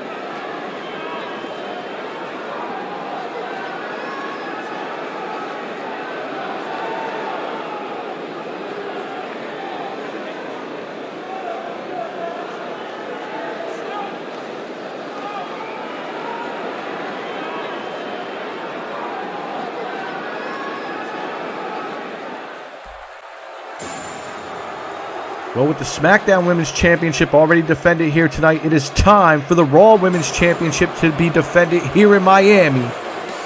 And make way, ladies and gentlemen, for the Queen of the Ring, Dana Brooke. Love her or hate her, she did it her way. She proved to everybody that she can hang, and she's been riding a hell of a wave of momentum. Going into this match against Ronda Rousey, the baddest woman on the planet.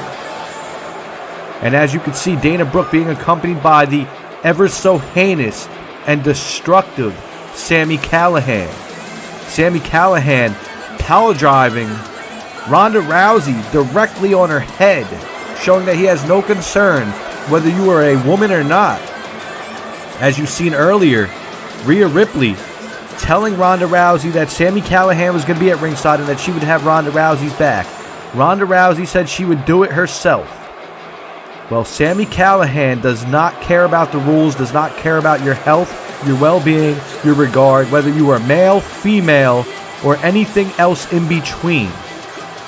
As you see this crowd really not appreciating Dana Brooke, and I'm sure she would tell you different. She would tell you to bow to the Queen.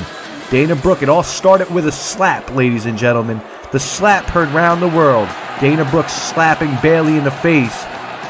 Bayley putting her Queen of the Ring opportunity on the line.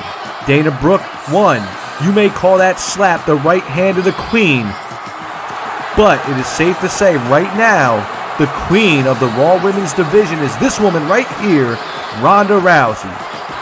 The baddest woman on the planet has proven that ever since she made her way into the WWE. The championship belt around her waist proves that.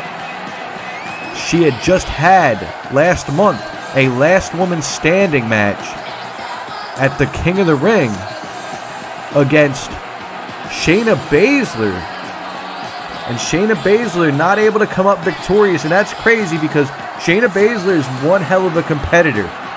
It's almost identical. Well, not identical, but it's almost like looking in the mirror when you see Ronda Rousey and Shayna Baszler, both with that MMA background, both knowing how to apply them holds, both nice with the strikes, both women in the MMA and UFC game. But if Shayna Baszler couldn't do it, can Dana Brooke really get the job done here tonight? Like I said, one hell of a wave of momentum Dana Brooke is on, but she may be knocked off her high horse here tonight by Rowdy Ronda Rousey, because I'm sure Rousey looks to keep that championship, and I'm sure Rousey is going to be looking out at Sami Callihan too, especially following that heinous attack that I talked about just moments ago. The attack, Sami Callihan had no business power driving Ronda Rousey on her head. Of course, it was Rhea Ripley who broke it up, who stopped Callihan from doing further damage, because I'll tell you what, he was probably looking to take Rousey out of the equation. He was probably looking to put Rousey on the shelf. It was Rhea Ripley getting in there and standing up to Sami Callihan, throwing him from the ring. As you know, they call Sami Callihan the Death Machine. But that is not about the Death Machine here tonight. It is about Ronda Rousey and Dana Brooke for the Women's Championship. Although Ronda Rousey is going to have eyes in the back of her head, this bell is wrong. And you can hear this crowd with their support for Rowdy Ronda Rousey. Both women taking the time to eye each other down. Neither woman backing down as it's Ronda Rousey quick with that kick. Dana Brooke tried to grapple, but not a smart strategy from the Queen of the Ring. And look at Rousey just pushing Brooke off of her.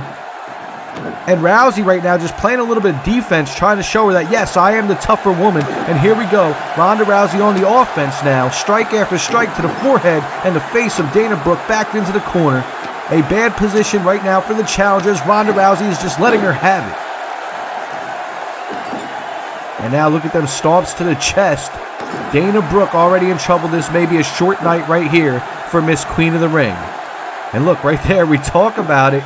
Sami Callihan already with the distractions and giving Dana Brooke time to get to her feet. And now Dana Brooke, what's she thinking? Dana Brooke rolling up Ronda Rousey. She may steal one right here. How would this be for Ronda Rousey to lose a championship from her? Roll up pin and no, a kick out.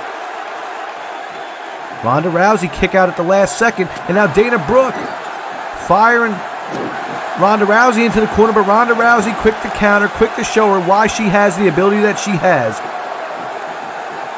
And now Rousey working the arm. You knew she was going to do it. You knew she was hunting for that arm. You knew she was going to come into this match doing that. And Ronda Rousey already with an arm bar. across the rope. And now a knee to the face of Dana Brooke. And now Rousey, once again, back to that arm, trying to break the limbs of Dana Brooke. And now a nice stomp right there from Rousey. And once again, back to the arm, trying to pull that damn thing out of the socket. Dana Brooke holding that arm. You know it's got to be hurting already. Already 2 minutes into this match, and Ronda Rousey is weakening the limbs, trying to get that arm bar applied. And look at that, once again, a triangle choke, but she's got the arm. And Dana Brooke cannot reach for the ropes here. Nice positioning. The baddest woman on the planet knows what she's doing in that ring. She knows how to dissect you. And Dana Brooke, make no mistake about it, she is strong, as you can see, fighting out. Still holding that arm, though. Nice drop kick right there from Dana Brooke. Maybe trying to mount some offense finally. As Sami Callihan is cheering on at ringside.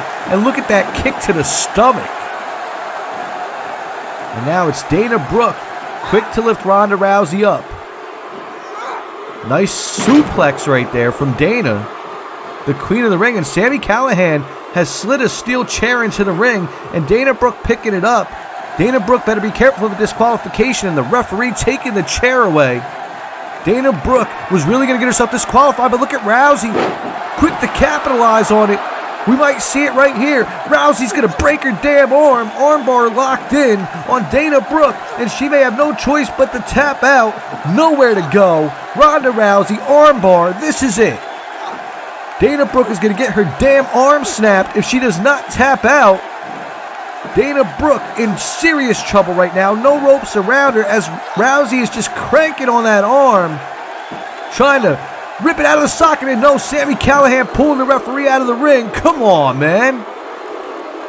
Sami Callihan coming into play for the queen of the ring, trying to serve his queen. And look at him bad-mouthing the referee. And oh my God, Sami, come on.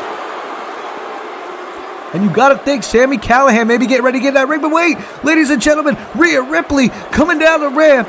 And Rhea Ripley, nice shot right there to Sami Callihan. Armbar still locked in. And inside the ring, Ronda Rousey with the armbar. And Rhea Ripley is just taking it to Sami. Oh my God, face first into the barricade. Rhea Ripley getting Sami Callihan out of the equation, but the damage may be done. And if you want to talk about the damage may be done, let's talk about the damage right now to Dana Brooke's arm. How long has she been in that thing? She did tap out, but the referee didn't see it. And now finally fighting out of it is Dana Brooke. Rousey trying to get to her feet. Dana Brooke looking for that military press face buster, but no, look at Rousey. Rousey, beautiful roll up. And Rousey picking up the victory off a roll up. And even through all the meddling, Ronda Rousey finding a way to retain, but it was a big assist by Rhea Ripley as she continues to battle up on the side of the ramp with Sami Zayn. It's my honor to say that I'm going to hand the commentary table over one final time tonight, and that's to one of the pioneers of this universe mode stuff. We all know him, ladies and gentlemen. Get ready. The United States Championship match will be called by none other than Delzinski.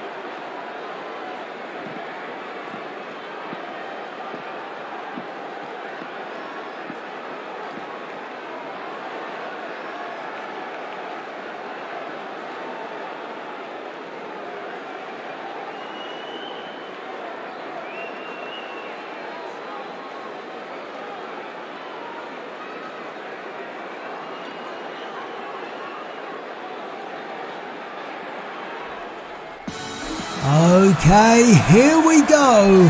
The ducking and diving stops here tonight. A heated rivalry in the heat of Miami as Chad Gable finally gets his hands on Bobby Roode. It's been quite some time coming. My name's Delzinski, and I cannot wait to call this one, being a part of Third Strike Entertainment's SummerSlam. As Gable hits the ring, and listen to this crowd, is it his time? Can Chad Gable do it and become Intercontinental Champion? We are about to find out as the lights go out, and the Glorious One greets us with his presence. There is Bobby Roode, of course aligned with Chris Jericho.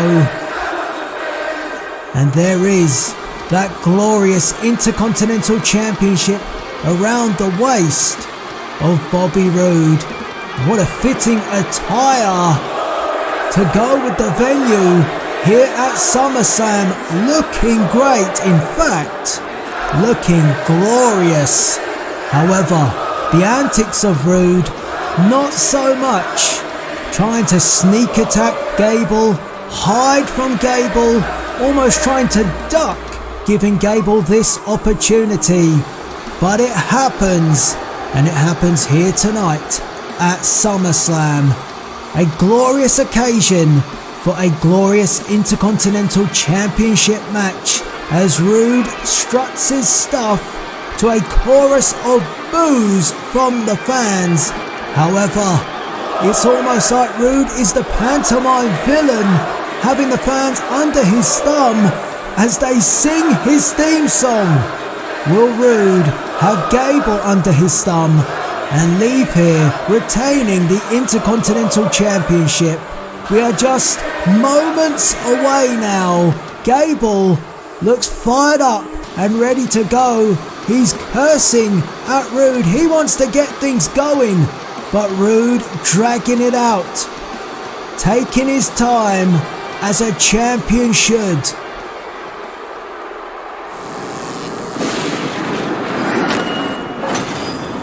And that's what it's all about here at SummerSlam.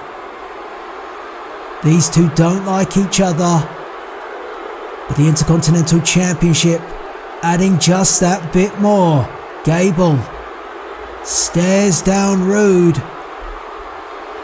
maybe thinking about his strategy in how to approach Robert Roode. He's waited a long time for this. And Roode just drinking in the fans here, drinking in the atmosphere, drinking in this title defense. Drink it in, man. I know someone else that says that, and Roode knows him very well.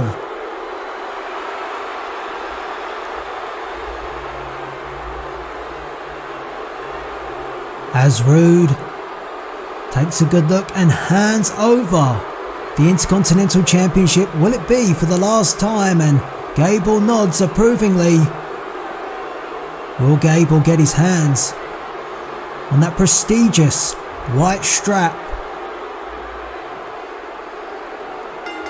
Here we go! And these two lock up for the first time.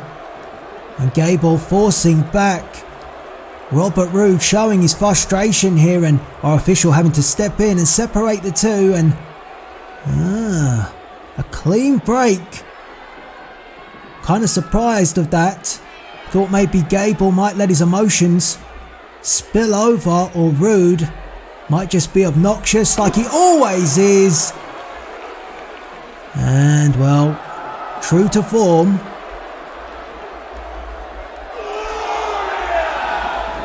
I'm not sure about that, but that was a glorious drop kick from Gable. And Gable says, come on, get up. Let's get on with things. And the crowd appreciate that. As Gable sends Roode off the rope and takes him down. A fiery start from the challenger.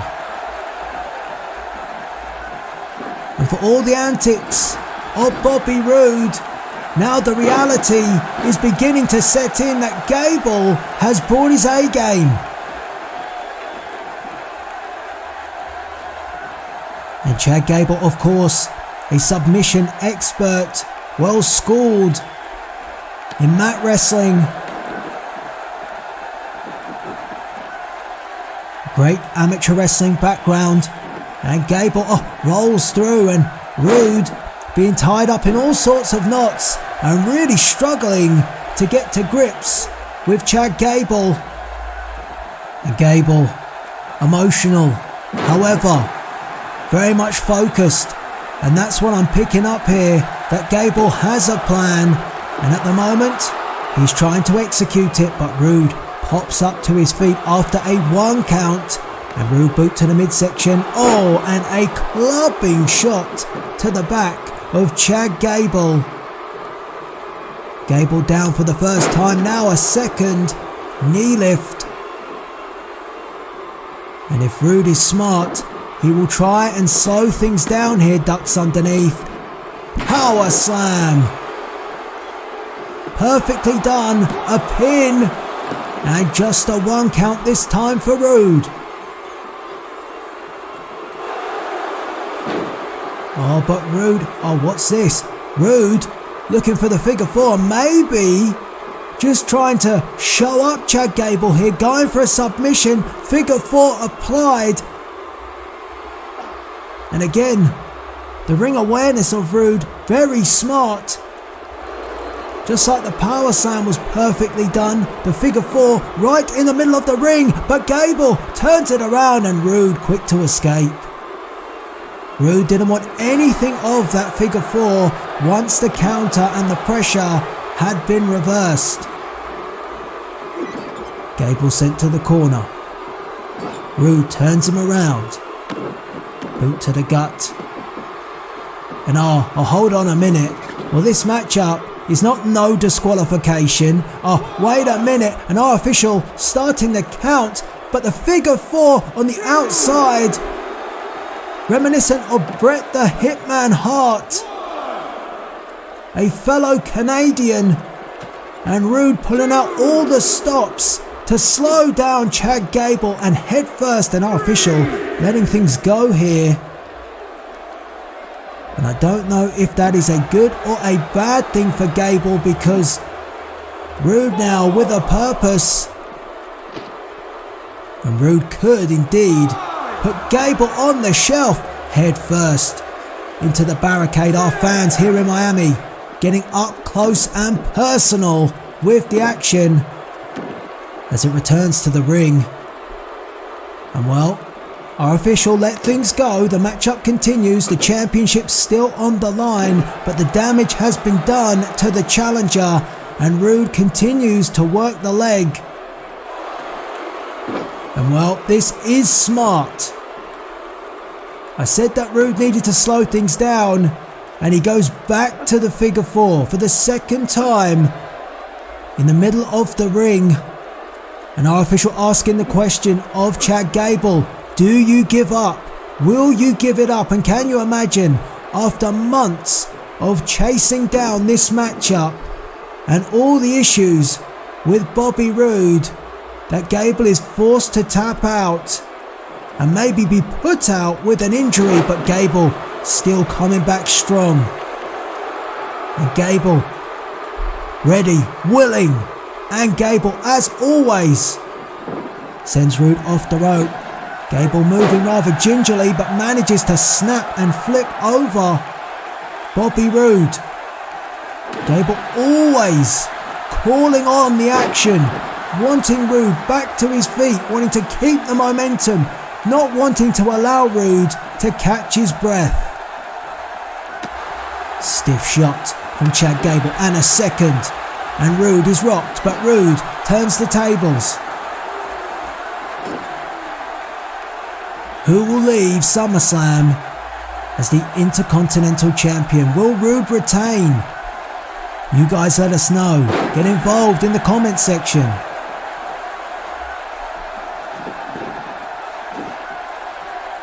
Miami sold out, and Miami looks on, and Miami boos The IC champ as now a Boston Crab.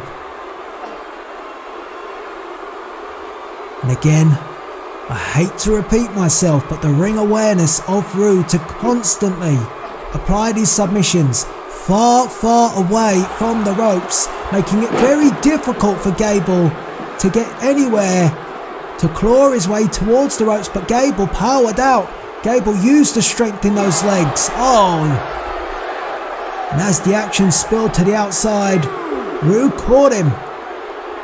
Oh! And face first, or chest first, into the barricade. And again, our fans looking on. And Roode with a snap suplex onto the unforgiving concrete floor. Some protected mat down there, but that ain't protecting nothing. As Roode brings Gable back into the ring, up to 6, and the championship cannot change hands via a count out. Just a reminder. 8 now. It wouldn't surprise me that Roode would attempt to take the easy way out, but whilst he's in control, he's going to keep going. And is Roode looking for a Roode bomb? Oh, Gable! What an escape! And I'm sure that Roode was looking for one of his signature maneuvers, the Roode bomb, but Gable bombed out of it. And a judo throw from Chad Gable. Well, Gable is not out of this yet. He's taken some punishment, but Gable's still in there, and a stun gun across the top rope.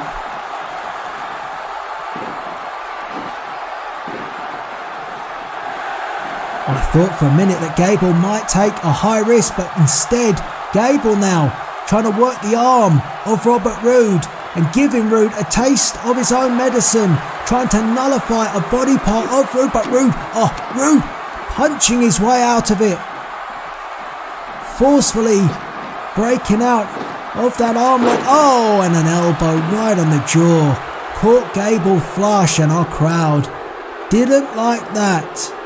Our crowd thought that Gable was getting going, but only momentarily. And oh! Crossroads by Roode. Turned Gable inside out and could have it. Oh! Gable with a kick out. 2.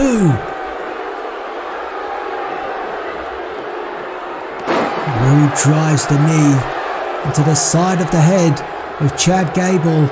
But Roode feeling very confident now. You can see that swagger is back. And Roode continues to break the rules, and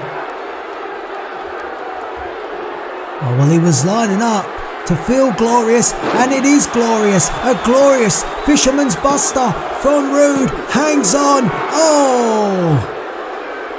Roode held on, but only got 2. And Roode now pacing the ring, where he's hit Gable with some heavy artillery, but Gable's still in the match, but for how long? Gable catches the boot. Oh, and the judo throw. Great counter from Gable. And Roode is stunned, dazed. Here comes Gable. Got him with the rolling back kick. And are we on the verge of a new Intercontinental Champion? Gable takes a risk. Moonsault. 1, 2. Oh!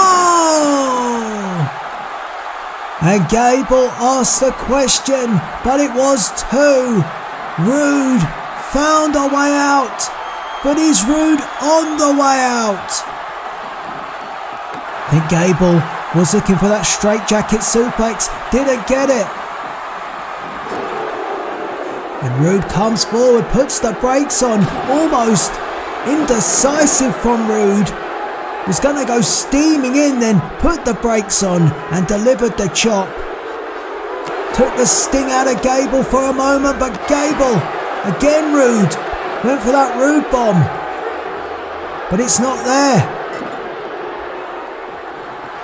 Gable has evaded it twice. Chaos Theory! 1, 2, go! How was that not 3? I thought Gable had him, but he didn't. But maybe this time, Gable, stealing a page from Kurt Angle's book. Olympic Slam, and Gable says, it's time.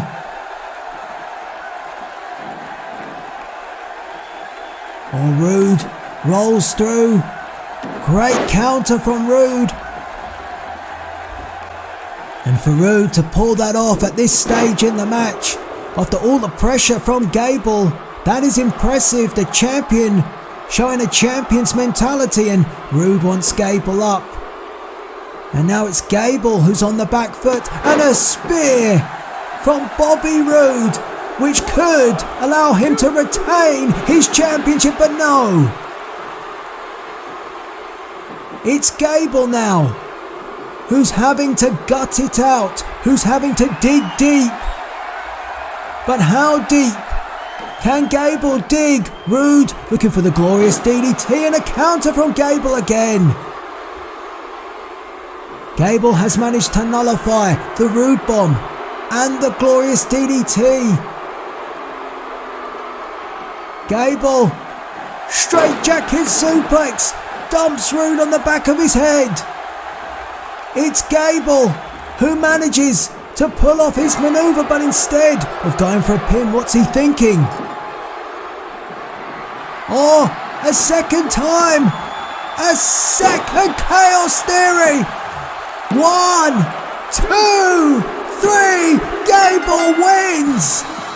Chad Gable is the new Intercontinental Champion. He did it!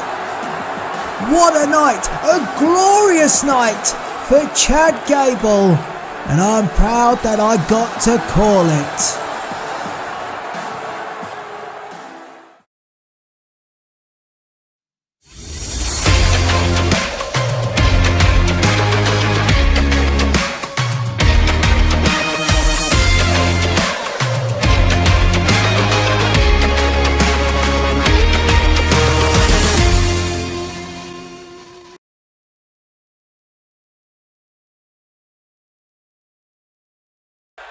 Well, ladies and gentlemen, I hope you are enjoying yourself here in Summerslam, Miami. And as you have just heard, that was a match commentated by one of the pioneers of this universe mode stuff, the great Delzinski. I appreciate him for joining us on this epic night. But ladies and gentlemen, this is for the United States Championship. We have the Rated R Superstar making his return to the biggest party of the summer.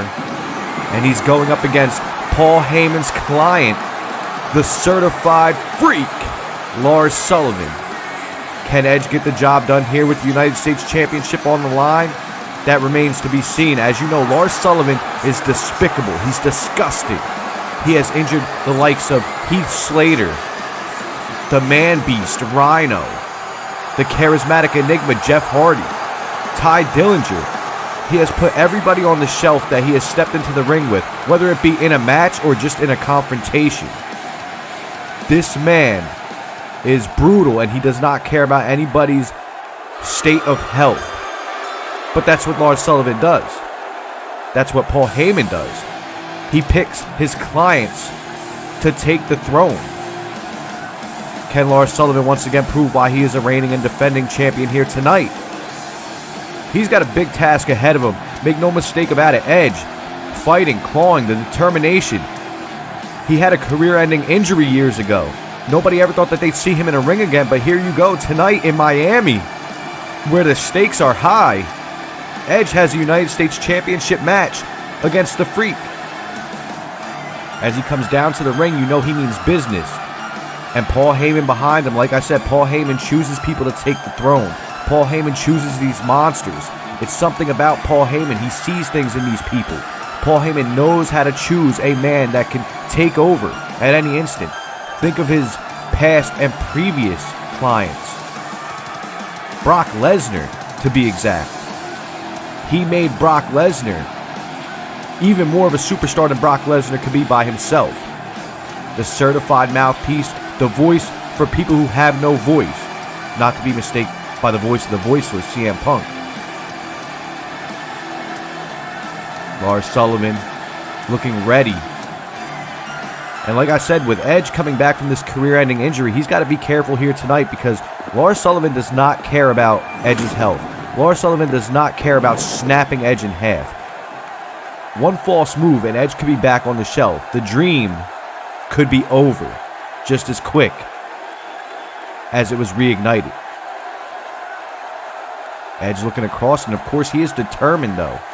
Can he walk away with this United States Championship? That would be huge. I don't know. He's got a tough task just as much as Lars Sullivan has a tough task ahead of him. A Hall of Famer going one-on-one with a monster. Here tonight in Miami. The biggest party of the summer has it all. You have seen it all tonight. And it just keeps going. The wheels keep turning, baby. It's the United States Championship on the line. This is for the gold. Lars Sullivan looking at that title, and that could be the last time that he looks at that title as he passes it off to the ref. You have just seen an Intercontinental Championship title change as Chad Gable has dethroned glorious Bobby Roode. Will we see any more title changes here tonight? We obviously know that the main event, the unification match between HBK and Braun Strowman, we will see a unified champion here tonight in the main event. And as we kick things off, let me not get off track of what's happening in the ring as Edge is taking over early on. A nice strike right there to Lars Sullivan, trying to take the monster maybe into the corner. And the Freak is in the corner. This could be in trouble right here. No, Lars Sullivan scouting it out. Now he's got Edge in the corner and shot after shot. Brutal shot to the face. And just slinging Edge out of the corner. Lars Sullivan taking over this match as only he can do. Edge a little bit worse for wear already after being tossed from the corner like a small child. And oh my God, them knees. Another knee to the head of Edge. Edge better watch it. His cranium getting cracked right there by them heavy knees from Sullivan. And now Sullivan continuing to dismantle the Rated R superstar. A stomp to the stomach. Lars Sullivan fired up here tonight. He wants to prove a point. Lock up on Edge. And grabbing Edge by the hair and just slinging him around. Come on, Lars. And you know Heyman's enjoying himself out at ringside already early on in this match. Brutal clothesline sends Edge down. Edge holding his head already. Them strikes already taking effect. Edge into the corner. And another clothesline sending Edge back down. Lars Sullivan going for a pin early on here. Not even a 2 count as Edge kicks out early. Now Sullivan, what's he thinking here? Sullivan going over top of Edge. And oh my God, once again, them brutal strikes to the cranium of Edge. The Rated R superstar in trouble in Miami. Now Sullivan just having his way. Picking him apart and going to throw Edge again. And Edge, no, Edge raking the eyes of Sullivan, getting some momentum going here in his favor, trying to put the ball in his court, strike after strike. Edge trying to make a comeback already. Nice strike, but it does not take the Freak down. And now Edge with a drop kick, and Lars Sullivan is down on the mat. Sullivan trying to seek refuge in the corner, and Edge will not allow it, grabbing the legs of Lars Sullivan and driving him back down to the canvas. Now Sullivan getting lifted up. Sullivan is in trouble. The United States Champion in trouble here as he gets slammed on his back. Edge, the power of the Rated R superstar, lifting Sullivan up with that suplex. And it was almost like a deadlift. Edge going for a strike. Sullivan countering. Sullivan puts Edge in the corner. And now just driving them shoulders. The shoulder directly into the rib cage of the Rated R superstar. As you can hear, this crowd shifting its momentum now. They were all cheers, and Lars Sullivan has quickly shut that down. Now what's Sullivan thinking? Maybe a suplex here. Stalling a little bit and driving Edge down onto the canvas on his back. The back and the neck. Already pre-existing injuries from Edge early on. And now what's Sullivan thinking here? Sullivan just setting him up to fly and driving him back down onto the mat. Sullivan showing his strength and dominance. Edge has got to bring that speed into play here. As maybe Sullivan looking for a powerbomb or a power driver. And no, Edge with a back body drop. Beautiful counter right there from the Rated R Superstar. The experience coming into play right here. As Lars Sullivan now in trouble off the ropes. What's Edge thinking here? And Edge driving him down stomach first onto the mat. Paul Heyman watching on, and he does not like what he sees. Nice strike right there by Edge. Now Edge starting to come alive again. A little bit of a back and forth, and Edge driving the elbow down onto the skull of Lars Sullivan. Sullivan in trouble, a little worse for wear. We might see a new champion tonight as he drives the knee into the side of Sullivan's face. And now what's Edge thinking? Flipping him over. Great ring awareness right there. As now, working the legs. Very smart strategy right here from the Rated R Superstar. Cranking on that knee of the Freak. And Paul Heyman watching on. You got to wonder, will Paul Heyman get involved? I'm sure he will if he has to. That's always Heyman's MO. To try and make sure the title stays on his client. As Edge looking for something big here off the middle rope. No, Lars Sullivan with a beautiful counter. Looked like Edge might have been going for that middle rope bulldog. What an impressive counter right there from Lars Sullivan. I'm impressed. As Edge now getting back to his feet a little bit staggered. What's Lars Sullivan thinking here? Lars Sullivan driving the knee into the ribs. And a brutal power slam. Going for the pinfall. This may be it right here. 2 count. And no, Edge rolls his shoulder up. Sullivan a little bit aggravated that Edge would kick out. But Paul Heyman cheering him on at ringside. And Lars Sullivan now has taken over this match once more. And there you go. You see it again. The brutality of the big man right there, Sullivan. Edge a little bit worse for wear. What's Sullivan thinking as he's dragging Edge into the center of the ring? Trying to maybe get a good position for what's to come next. No, he puts him back into the corner. And what could Sullivan be thinking here? Nice kick right there from Sullivan. Sending Edge down, and something we don't see often. Sullivan coming off the middle rope with a headbutt to the back. Adding more brutality to this match.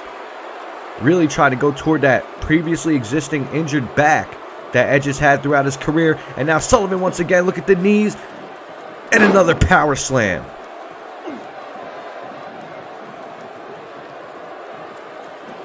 Edge definitely hurting right now. Sullivan trying to lock up, but no, Edge fighting it off as much as he can. And now strike after strike trying to take Sullivan down, and it's amazing that he's still on his feet. But what would you expect? Wait, what are we going to see here? And oh my God, right into the corner. Using that post, the turnbuckle pad, should I say. Almost like a downward spiral into the turnbuckle. What do we see there? Look at that. Edge coming alive. And now what's Edge thinking? Maybe a tequila sunrise. No. Now Edge cranking on the arm. Trying to do some damage to the limbs. Like I said, a very smart strategy right here from Edge. The Rated R Superstar looking like he has not missed a beat. There is no ring rust on Edge. Sullivan fighting out of it. And now Sullivan, nice knee. And now Sullivan just them stomps to the chest as Edge rolls out of the ring trying to take a breather. Paul Heyman looking on. Sullivan quick to follow him. And Edge quick to shut it down as well. Lars Sullivan into the barricade.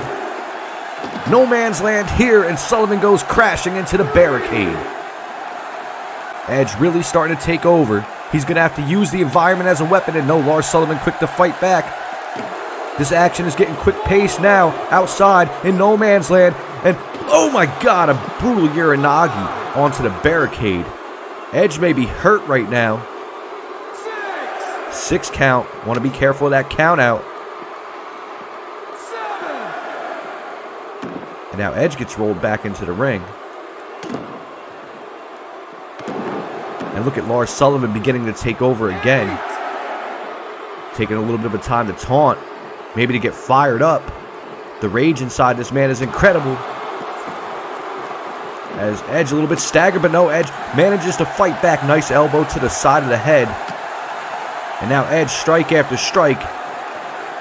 Sit out jawbreaker right there from Edge. And now there we go. You knew it was going to happen. Paul Heyman getting himself involved. This weasel right here, Paul Heyman, trying to make sure the United States Championship stays on top of Lars Sullivan. And there we go. Nice belly to back suplex from Sullivan. Off the distraction from Heyman. And now once again, Lars Sullivan mounting him with them strikes. Maybe trying to bust Edge open. And now, wait, he's got the cranium of Edge. Trying to just crush that skull. Trying to be real brutal about it. With no care for what this man has gone through throughout his career. Lars Sullivan is trying to end it here again tonight. And Paul Heyman just cheering him on like a cheerleader out at ringside. Now Edge looking like he's trying to fight back. Edge trying to make a comeback here, trying to get that second win. The strikes to the stomach, and Lars Sullivan still standing. Edge was firing wildly right there, and as you could see, he paid for it. Stuck up in the ropes. Sullivan sending him for a ride.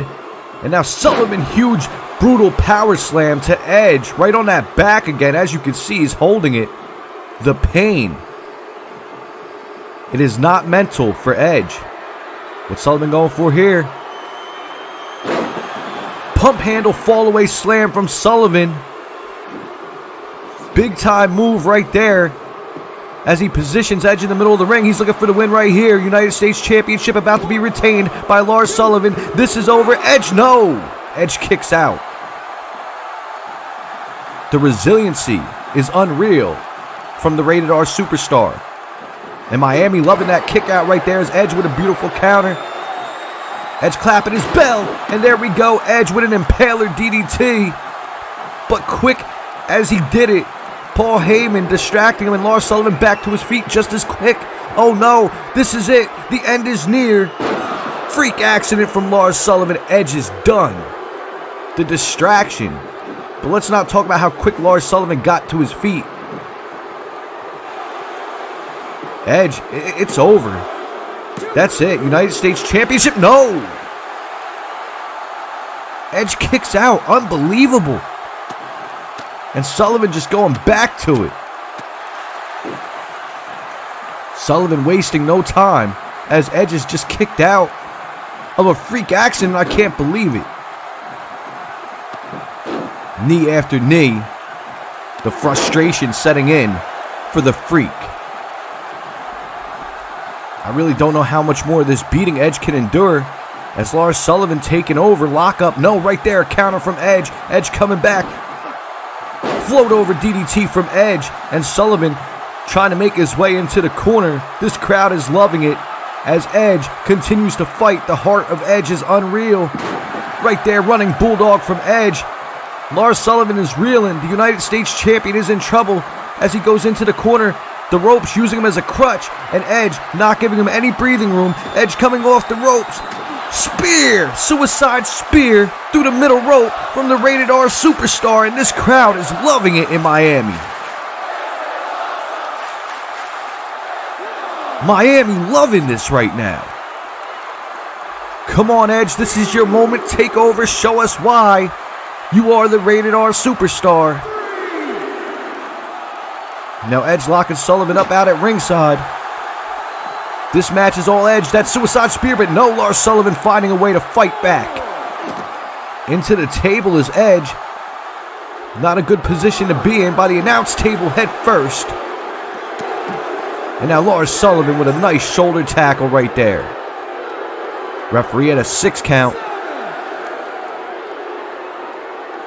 Remember, the championship does not change hands with a count out. And I'm sure Lars Sullivan knows that. As he viciously drives them knees into Edge. Going back into the ring to break the count. Maybe looking for a count out, but no, Lars Sullivan is not done as he rolls back out. Breaking the count and starting it over. Fresh count here. Back in no man's land. Edge sent right into the corner of the barricade.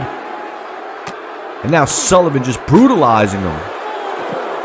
Referee at a 4 count. And Sullivan, Heyman now barking orders at Lars Sullivan. What are we going to see here? Oh, come on. No. Lars Sullivan, this man is disgusting. As Lars Sullivan is now ripping up the ring mat, the outside ring mat, the padding, exposing that concrete floor and now breaking the count. Edge trying to get back to his feet. Come on, man. Brutal headbutt right there from Lars Sullivan, and Edge is down right there on the concrete floor. This is no good. No, come on. Come on. No, come on. Oh my God, disgusting. Lars Sullivan is an animal. And now admiring his handiwork. This could have just ended Edge's career for the second time. The referee should have ended this. Maybe he'll end it with the count out, but the damage is done. Come on, man. I can't believe what I just seen. Now Sullivan bringing Edge back into the ring. This has got to be it. The disgusting attack. The freak accident onto the concrete floor. Edge's head and back crashing against the concrete. And now a second freak accident from Lars Sullivan. Oh, man. This has got to be it. There's no way Edge is kicking out. And no, there is no way in hell he was going to kick out of that. Lars Sullivan retaining his championship and once again proving why he is a reigning and defending United States champion. But the damage is done. The sickening freak accident onto that concrete floor. The Paul Heyman guy picks up another victory in brutal fashion. That was so disgusting. I can't believe my eyes, man. I can't believe this. The acts of Paul Heyman and Lars Sullivan. Paul Heyman barking them orders.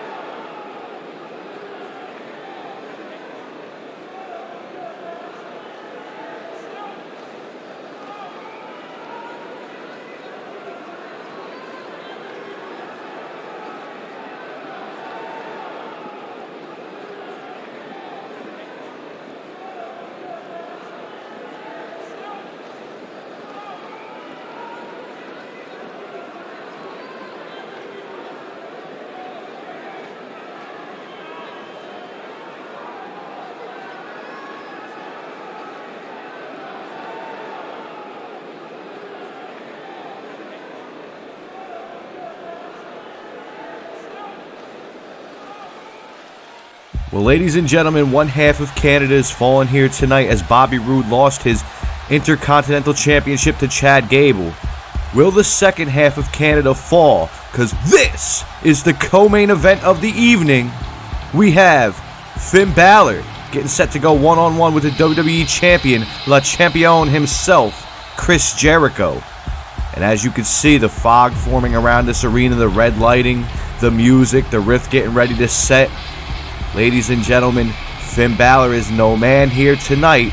It is the Demon King getting set to go one-on-one with Chris Jericho. Chris Jericho pushed Finn Balor to this level. As you just seen a little while ago, Aleister Black in the back, talking about everybody fades to black eventually, including Aleister Black. The Fiend dominating Aleister Black earlier tonight, but we're not going to get into that because right now we have a WWE Championship match getting ready to get underway, and as you can see, the presence right there of the Demon King. As I said, Finn Balor came to play no games here tonight. Chris Jericho pushing him to his limits. Chris Jericho pushing him to that breaking point.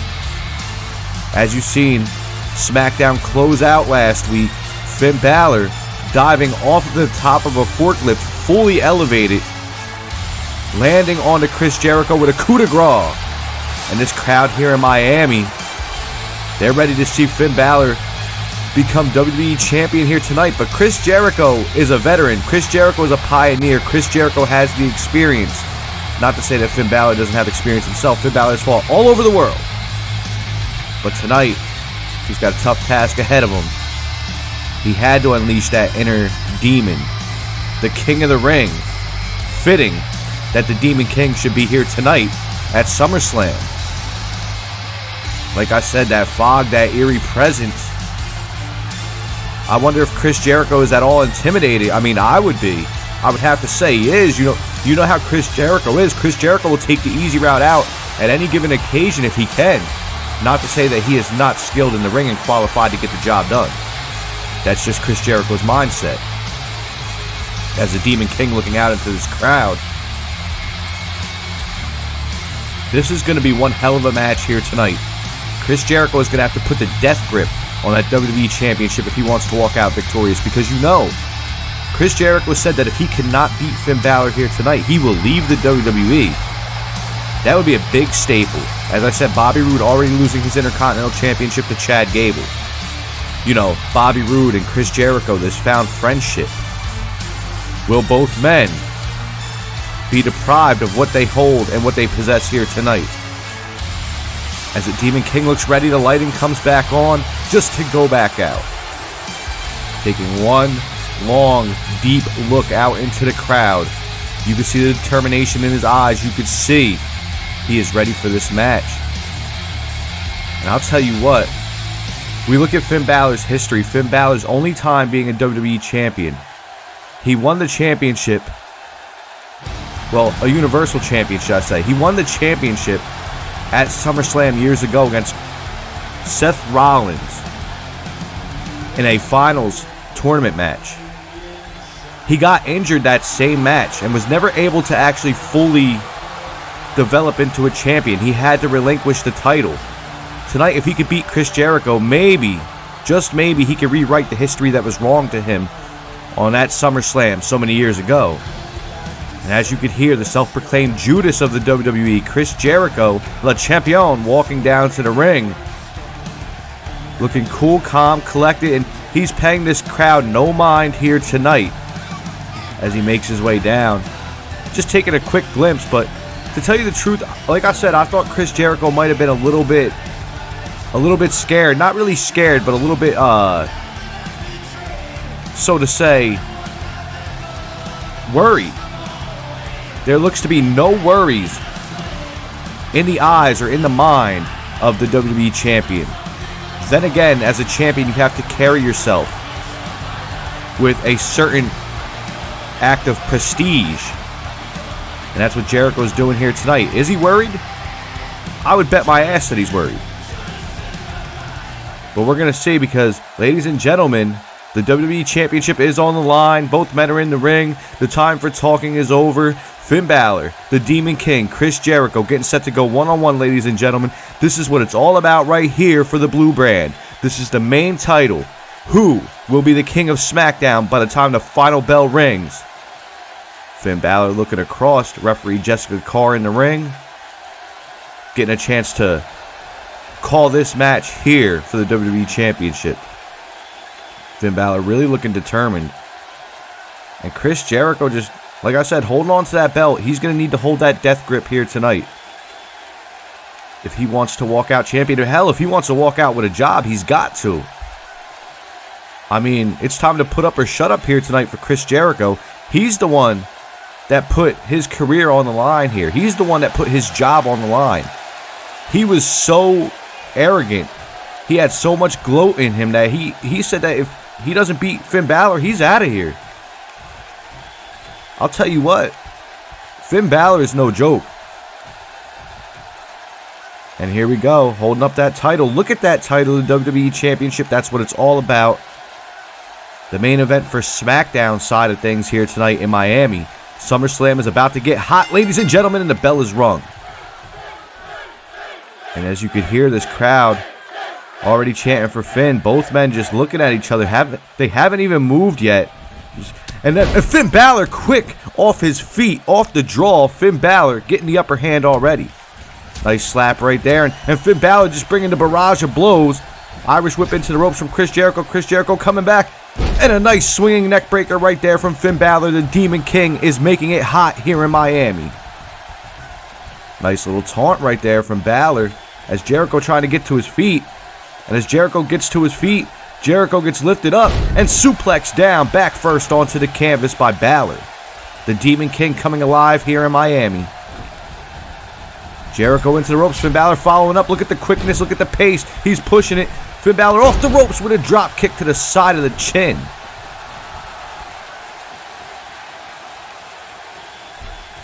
The question was, can Finn Balor bring it? Well, Finn Balor is bringing it here tonight.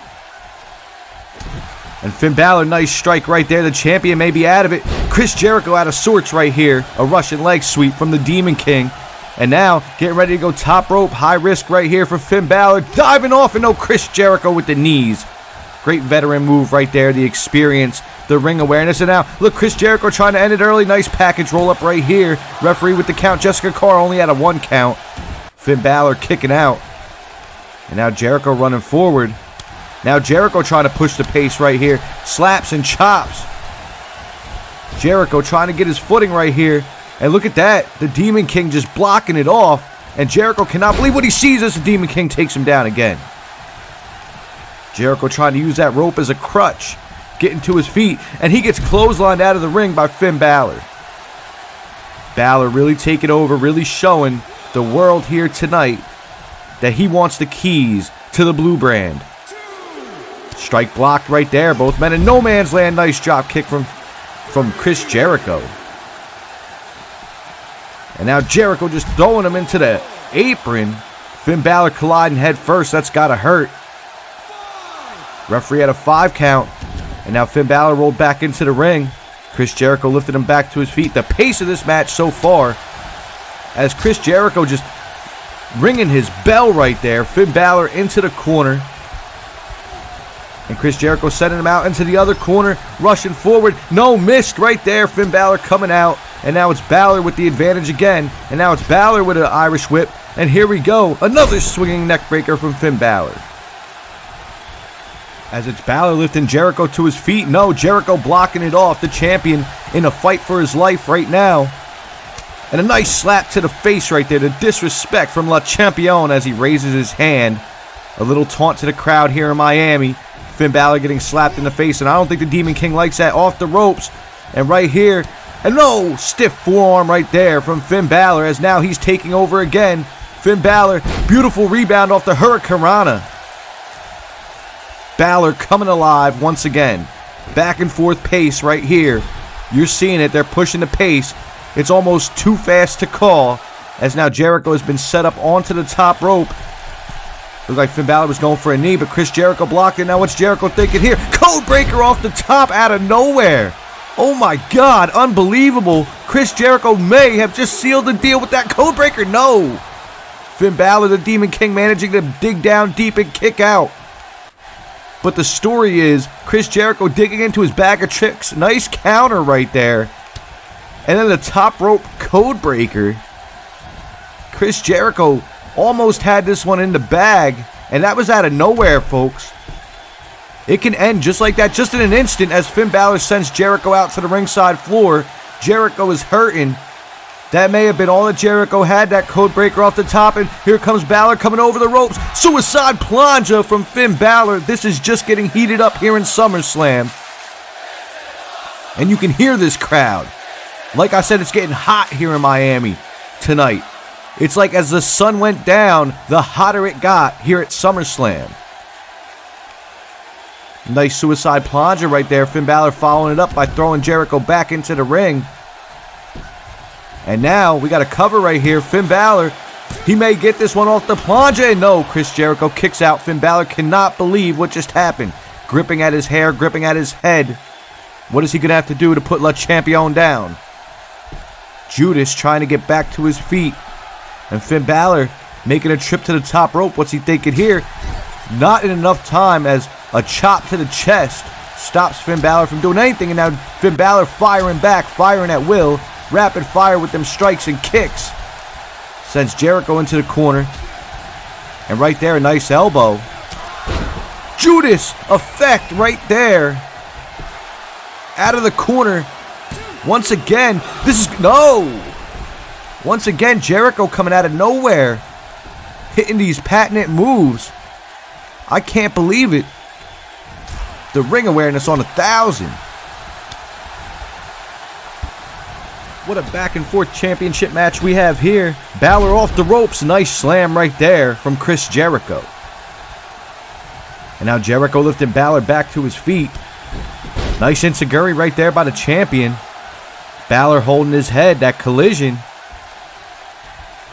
And not being able to get up is Finn Balor. The Demon King may be out of it. Chris Jericho moments away from retaining the championship maybe. And Chris Jericho throwing Finn Balor out to dry. Over onto the apron. Vintage Chris Jericho right there. The triangle drop kick from Le Champion. Finn Balor is out on the ringside floor and he is hurt. Chris Jericho staying aggressive like a predator. Nice chop right there. And right into the ring post is Finn Balor. Referee at a 2 count. No man's land here. What's Chris Jericho thinking? He's got Finn Balor up over his shoulders. And just slamming Finn Balor down onto the table.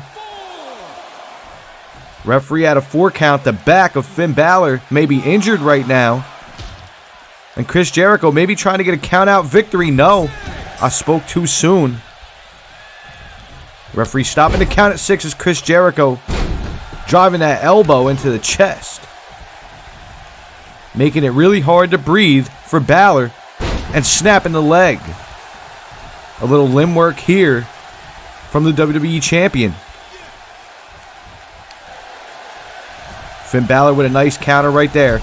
Chris Jericho, stomach first into the ring post. And now what's Finn Balor thinking? Middle rope, maybe sunset flip. Will he go for the pin? No. Nice strategy. I was wondering why he didn't go for the pin. Maybe he'll go for a coup de grace here. No, nice little dive right there onto Chris Jericho. Stage dive. Pinfall right here. No. Early kick out from Chris Jericho. Oh. Nice little counter right there. Ring awareness. The experience on display. And Finn Balor rolling out of the ring. Maybe trying to get a little bit of a breather. But no. Chris Jericho follows him. And Finn Balor kind of playing coy right now. Now Balor trying to take over again. Quickly bringing it back into the ring. Up at the apron. Maybe going for a springboard attempt. Waiting for Jericho to get to his feet. And oh my God! Codebreaker off of the springboard. A third beautiful counter. You got to give it up for the WWE Champion. This has got to be it. Chris Jericho. Just no! And Jericho a little bit angry. He cleaned the clock of Finn Balor. But the resiliency still on display. And Chris Jericho taking a breather in the corner. He's now thinking, what does he have to do to finish this match? He hit a code breaker from the top rope. He hit a Judas elbow. He hit a code breaker, countering a springboard from Finn Balor, and that still was not enough. Balor into the ropes. Chris Jericho just sending him over with a hip toss. And telling him to get to his feet. But no, he will assist Finn Balor in a standing position.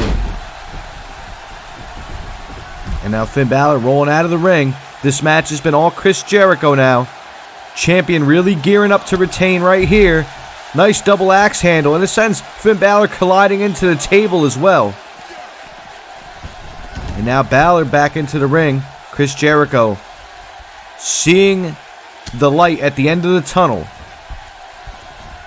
What's he thinking here? Trying to put Balor in position for something. You gotta wonder what it is. Nice counter right there by Finn Balor. And now Balor coming off springboard sling blade. Beautiful counter right there. Followed up with a springboard sling blade. This may be it for the champion. And no, Chris Jericho manages to get his shoulder up at the last possible second. Finn Balor cannot believe it. Jericho taking a breather, but Finn Balor is on his ass. And Jericho into the corner now. Nice chop right there, echoing the arena here in Miami. And now Balor may be looking to get dangerous right here, putting Chris Jericho up to the top rope. What could he be thinking? What is he looking for here? Like I said, dangerous spot right here for the champion. Oh my God. And now will the challenger follow it up with a coup de grace this time? Looking like he's going for the coup de grace. Coup de grace missed right there. Chris Jericho rolling out of harm's way, keeping the title in his possession just a little while longer as he follows up with an enziguri. The pace that this match has had is already taking a toll on both men, and there you go, Finn Balor firing back. Nice counter right there by Balor, and now Balor bringing the barrage of blows once again to the champion. This crowd is lit right here tonight in Miami as Finn Balor continues to fight blow for blow. And now could Balor be thinking about a second coup de grace, trying to go almost back to back with it. And here he goes, once again going for that coup de grace, but this time he misses. Two back-to-back misses. And there we go, Finn Balor suplexing Chris Jericho on his back. And it looks like the Demon may have come alive here tonight in Miami, trying to get that second wind. And here we go, Finn Balor trying to get that second wind. As I was saying before, Finn Balor with the Pele kick. Chris Jericho is down. Lifting Jericho back up. Champion a little bit out of it as a sling blade connects. And Balor holding his head as well. Like I said, this match started out real quick. The pace starting to slow down now.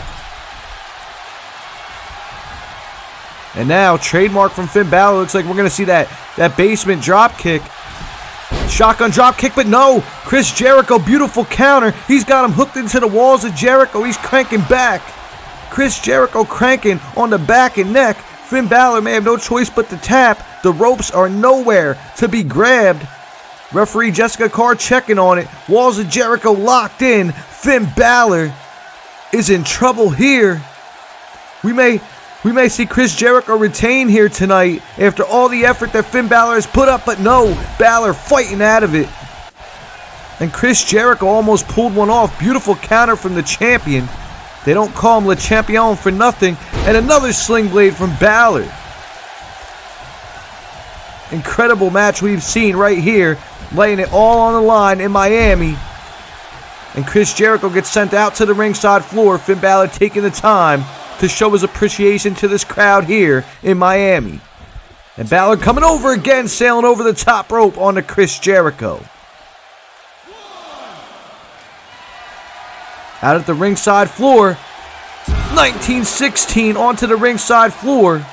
Now that mat is on the floor, but I'll tell you what, that padding is nowhere near enough. Chris Jericho's skull just cracked right on the mat. And now what's Balor thinking here? Are we going to see another one? A second 1916. And Finn Balor, move after move, an onslaught, unleashing it onto the WWE Champion. Finn Balor going to the top rope. Coup de grace onto Chris Jericho. And Finn Balor just stomped the life out of the WWE Champion. This could be it. Finn Balor, what? Finn Balor trying to make him pay. Finn Balor trying to make sure that the deed is done here tonight at SummerSlam. Another coup de grace. Two 1916s, two coup de grace. Chris Jericho is out of it, and Chris Jericho is no longer the WWE Champion. The stronghold that Jericho has had on the blue brand is now over. We have a new King of the Mountain on SmackDown, and it's that man right there, the man who clawed his way to the WWE Champion. He did it in his own way. Ladies and gentlemen, Finn Balor is the WWE Champion. And Chris Jericho has no choice but to leave the arena here tonight. Finn Balor, incredible display. One hell of a match these two have just had. The main event is yet to come.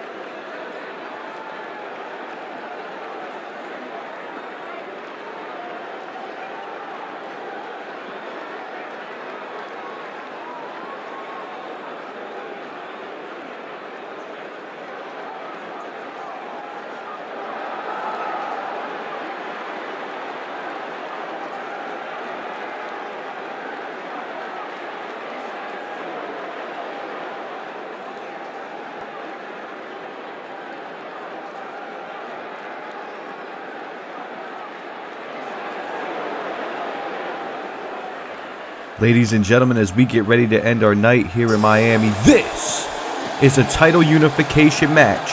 That's right, the WWE Universal Championship and the World Heavyweight Championship are both on the line. You have a dream match here to close out SummerSlam. The monster among men, Braun Strowman, getting ready to go one-on-one with the showstopper himself, the Heartbreak Kid, Shawn Michaels. Shawn Michaels victorious, retaining his championship at King of the Ring against Triple H. Friends turn bitter rivals. You know how that goes. You've seen that time and time again with Shawn Michaels and Triple H. They always tend to mend their wounds eventually. I don't know if this time, if this will happen. But it doesn't matter, because either way, Triple H is not in Shawn Michaels' path here tonight. It's the monster among men, that man right here, and he promises that the Heartbreak Kid will get them hands. Braun Strowman showing a little aggressive side lately, attacking Shawn Michaels. At first it was all about respect. Shawn Michaels came to the red brand. He wanted to show that he could be the dominant force in the red brand. Remember, that World Heavyweight Championship was made to be a joint championship. That will be no more. Here tonight, somebody will walk out as the ruler of Raw. Shawn Michaels, the history he has had, the history of this man. Shawn Michaels is a Hall of Famer for a reason. Shawn Michaels is a pioneer to this wrestling stuff. He helped usher in the Attitude Era. He was the Attitude Era before the Attitude Era became the Attitude Era. Him and Triple H, of course, we go back to that, making up the Generation X. Something new, something crazy that had not happened during that time. Something to push the limits, to push the envelope, so to speak, here in the wrestling world. Shawn Michaels is definitely a pioneer, and if anybody questions it, they are foolish. But he's got a big obstacle in front of him. He's got a big roadblock. Shawn Michaels will have to go one-on-one right now with Braun Strowman. And as I said, that aggressive side that you have seen, Braun Strowman attacking Shawn Michaels a couple of weeks ago with a steel chair. You thought that Shawn Michaels was going to get saved by Braun Strowman. Samoa Joe went to unleash damage. He was trying to inflict pain. Braun Strowman came out with a steel chair. It looked as if Braun Strowman was going to take Samoa Joe out of the equation, stop him from relentlessly assaulting Shawn Michaels, but that didn't happen. Tonight, Braun Strowman has a lot to answer for, and here we go, Shawn Michaels with an elbow, but that did nothing, as you could see. Braun Strowman taking the Heartbreak Kid down. The Heartbreak Kid just getting lifted up. What are we going to see, a military press slam here, maybe? Yes. Shawn Michaels devastatingly dropped onto that canvas. And Braun Strowman points. Shawn Michaels into the ropes. Braun Strowman, a one-handed spine buster. Brutally putting that injured back, that previously injured back of Shawn Michaels. And wait, no. Running power slam already. This could be it. Imagine this right here. Braun Strowman making short work of Shawn Michaels here tonight. And no. Shawn Michaels rolling his shoulder up. Remember the history of Shawn Michaels' neck and back injuries. Braun Strowman looking to inflict maximum damage here tonight. He almost won this match in less than a minute. How crazy that would have been. And not letting up. We're going to see a second one here. Oh my God. Shawn Michaels' back and neck have to be done for right now, folks. This has got to be it right here. Braun Strowman going for that pin again. And we got a unified champion here. And his name is Braun Strowman. No! Shawn Michaels managing to dig down deep and kick out again. You knew this was going to happen. And as you can see, Braun Strowman just pointing down. Trying to tell Miami right here, if this is your World Heavyweight Champion, then I'm going to hold the keys to Raw here tonight at the end of the night. And now Shawn Michaels in the corner. The barrage of blows. Them fists are firing. And oh my God, slamming him out like a small child, just ragdolling the Heartbreak Kid. Shawn Michaels just getting pummeled right now by the monster among men. Really show why he deserves to be the Universal Champion. Remember, Braun Strowman only defended that title against Samoa Joe. He did not have a title match at King of the Ring. Maybe feeling a little bitter about that as well. And now we're going to see a deadlift right here. Deadlift gut wrench suplex right here from the monster, just slamming him down. And so far, this match has been all Braun Strowman. Shawn Michaels needs to get something going here. He needs to get some type of thing going as he gets leveled down by Strowman. Michaels in serious trouble. Michaels is hurt. And Braun Strowman once again taking the Heartbreak Kid to town. This crowd really not liking what they're seeing. Shawn Michaels over the shoulder of Braun Strowman. And oh my God, shades of the Black Sheep coming into display right here. That cutter. That whole body cutter from Braun Strowman. As I said, shades of the Black Sheep here tonight. As if it has never left. And Braun Strowman with a third running power slam. Hook in the leg. This is it. Jessica Card administering the count. And ladies and gentlemen, Braun Strowman slamming his hands on the mat. He's almost pulling his damn hair out right now. Trying to wonder what he's going to have to do. Shawn Michaels is out of it, but Shawn Michaels still manages to dig down and kick out. The pride will not allow Shawn Michaels to stay down. And I think Braun Strowman is seeing that right now. Braun Strowman looking angry. Braun Strowman taking the time to think, what is he going to have to do? And now are we going to see another Yakuza cutter from Strowman? And Shawn Michaels managing to fire down. Shawn Michaels trying to come back. Back elbow. Strike after strike. The Heartbreak Kid finding a second win somehow, someway. And Braun Strowman, a chop to the chest, sends him down. The Heartbreak Kid is back in this thing. And he's fired up. He's ready to go. Lifting Strowman to his feet. Shawn Michaels somehow, someway withstands the storm, so to speak. The tornado that is Strowman. Middle rope moonsault from Shawn Michaels right there. The Heartbreak Kid coming alive, showing why he is the showstopper. Pinfall right here. And now it's Braun Strowman managing to kick out. Shawn Michaels lifting Strowman back to his feet. Shawn Michaels has taken a lot of damage. And even though he's taking that damage, he still manages to fight. Finally coming back into this match. Finding a second win, digging down deep. That is what Shawn Michaels is all about as he clotheslines Braun Strowman out to the ringside floor, and he's fired up. Strowman trying to get to his feet, and Shawn Michaels looking like he's going to get ready to do something crazy right now. Michaels coming off the ropes, and Michaels sailing through the middle rope, taking Strowman out like a torpedo.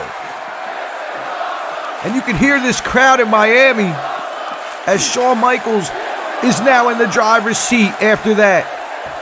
Shawn Michaels slamming Braun Strowman back first into the barricade, and Shawn Michaels is coming alive. 3 count right here. And now Michaels sending Strowman into the barricade once more. Nice shot right there, but the monster among men barely staggered, and Shawn Michaels shot for shot finally takes him down. 5 count right here by Jessica Carr. 6 count, dangerously close. What would happen here? They're looking for a title unification. If we get a count out, a double count out, nobody becomes a unified champion. And then what would happen? Oh, right into the steel steps. 9 count, Braun Strowman. No, Shawn Michaels going in and breaking up the count.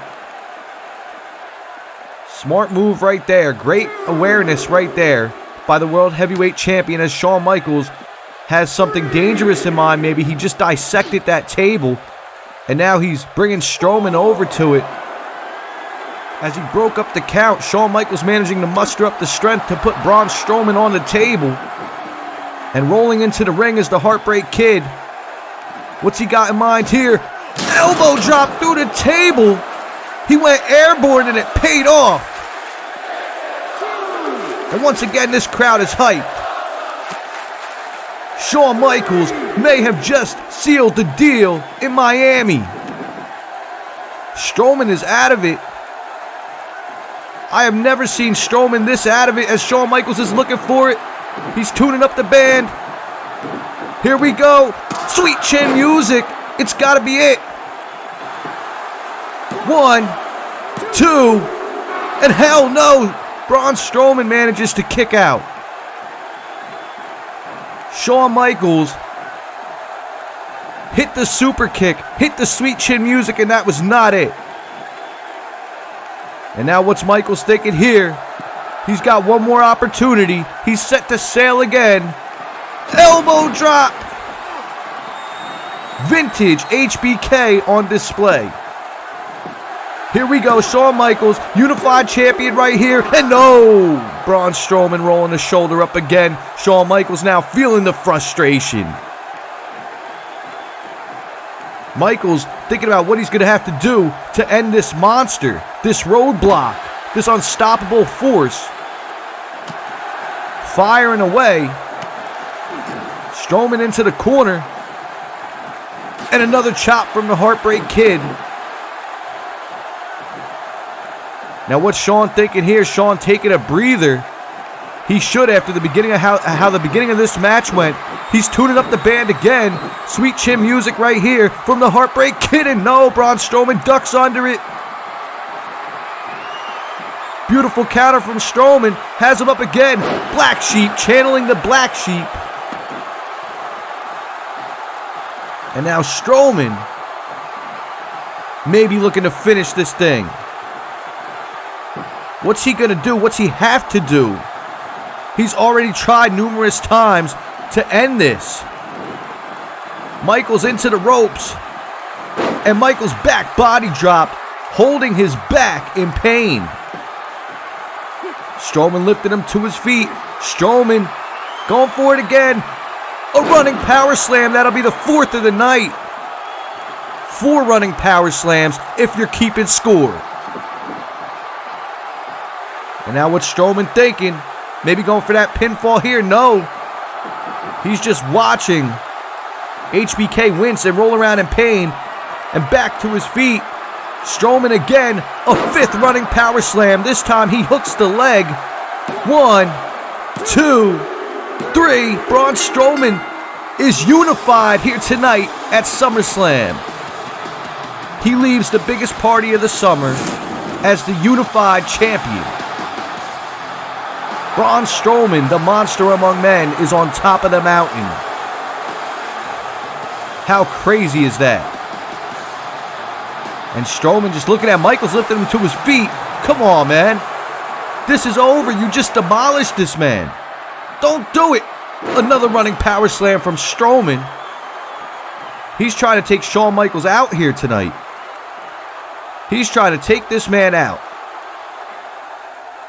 Strowman just looking down at the showstopper. Come on, man. Lifting him back to his feet again. Come on, man. This is heinous. This is disrespectful. This is unbelievable. One hell of a match. One hell of a resiliency show Shawn Michaels put on as he just gets slammed down again. Get security. Get the medics. Come on, man.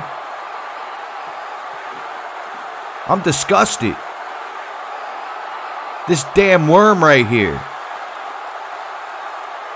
This monster. Come on, man. No. Disgusting acts. We talked about Lars Sullivan earlier and his disgusting acts, and oh my God.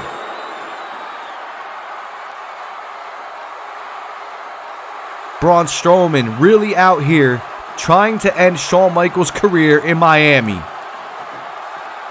Power slam after power slam. It almost reminds me of when Psycho Sid continuously dropped him on his back with that power bomb. Shades of the past. Shawn Michaels can barely walk, man. Come on, man. Come. Not again. And I thought he was going to do a power slam, but come on. No, this may be more brutal than the power slam. And oh my God. Throwing him out to the ringside floor. Onto the shards of that broken announce table. And Braun Strowman gloating about it. But Daniel Bryan coming out here telling him no. Daniel Bryan coming to the aid of Shawn Michaels walking down that ramp to make sure that Braun Strowman does not inflict any more damage. And the Monster Among Men just kind of laughing it off. I'm glad that Daniel Bryan is out here because who knows what the hell was going to happen? Who knows what was on the Monster Among Men's mind? Daniel Bryan telling him, no, come on, man. Telling him, come on, what are you really doing? You're doing this to a legend, a Hall of Famer, a pioneer. Don't do this. Don't. And come on, no. Daniel Bryan getting a running power slam for trying to be a nice guy, for trying to be level-headed.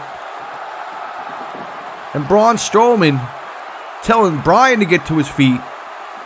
Braun Strowman is a dominating force, and now it looks like Strowman's going to throw Daniel Bryan out of the ring too.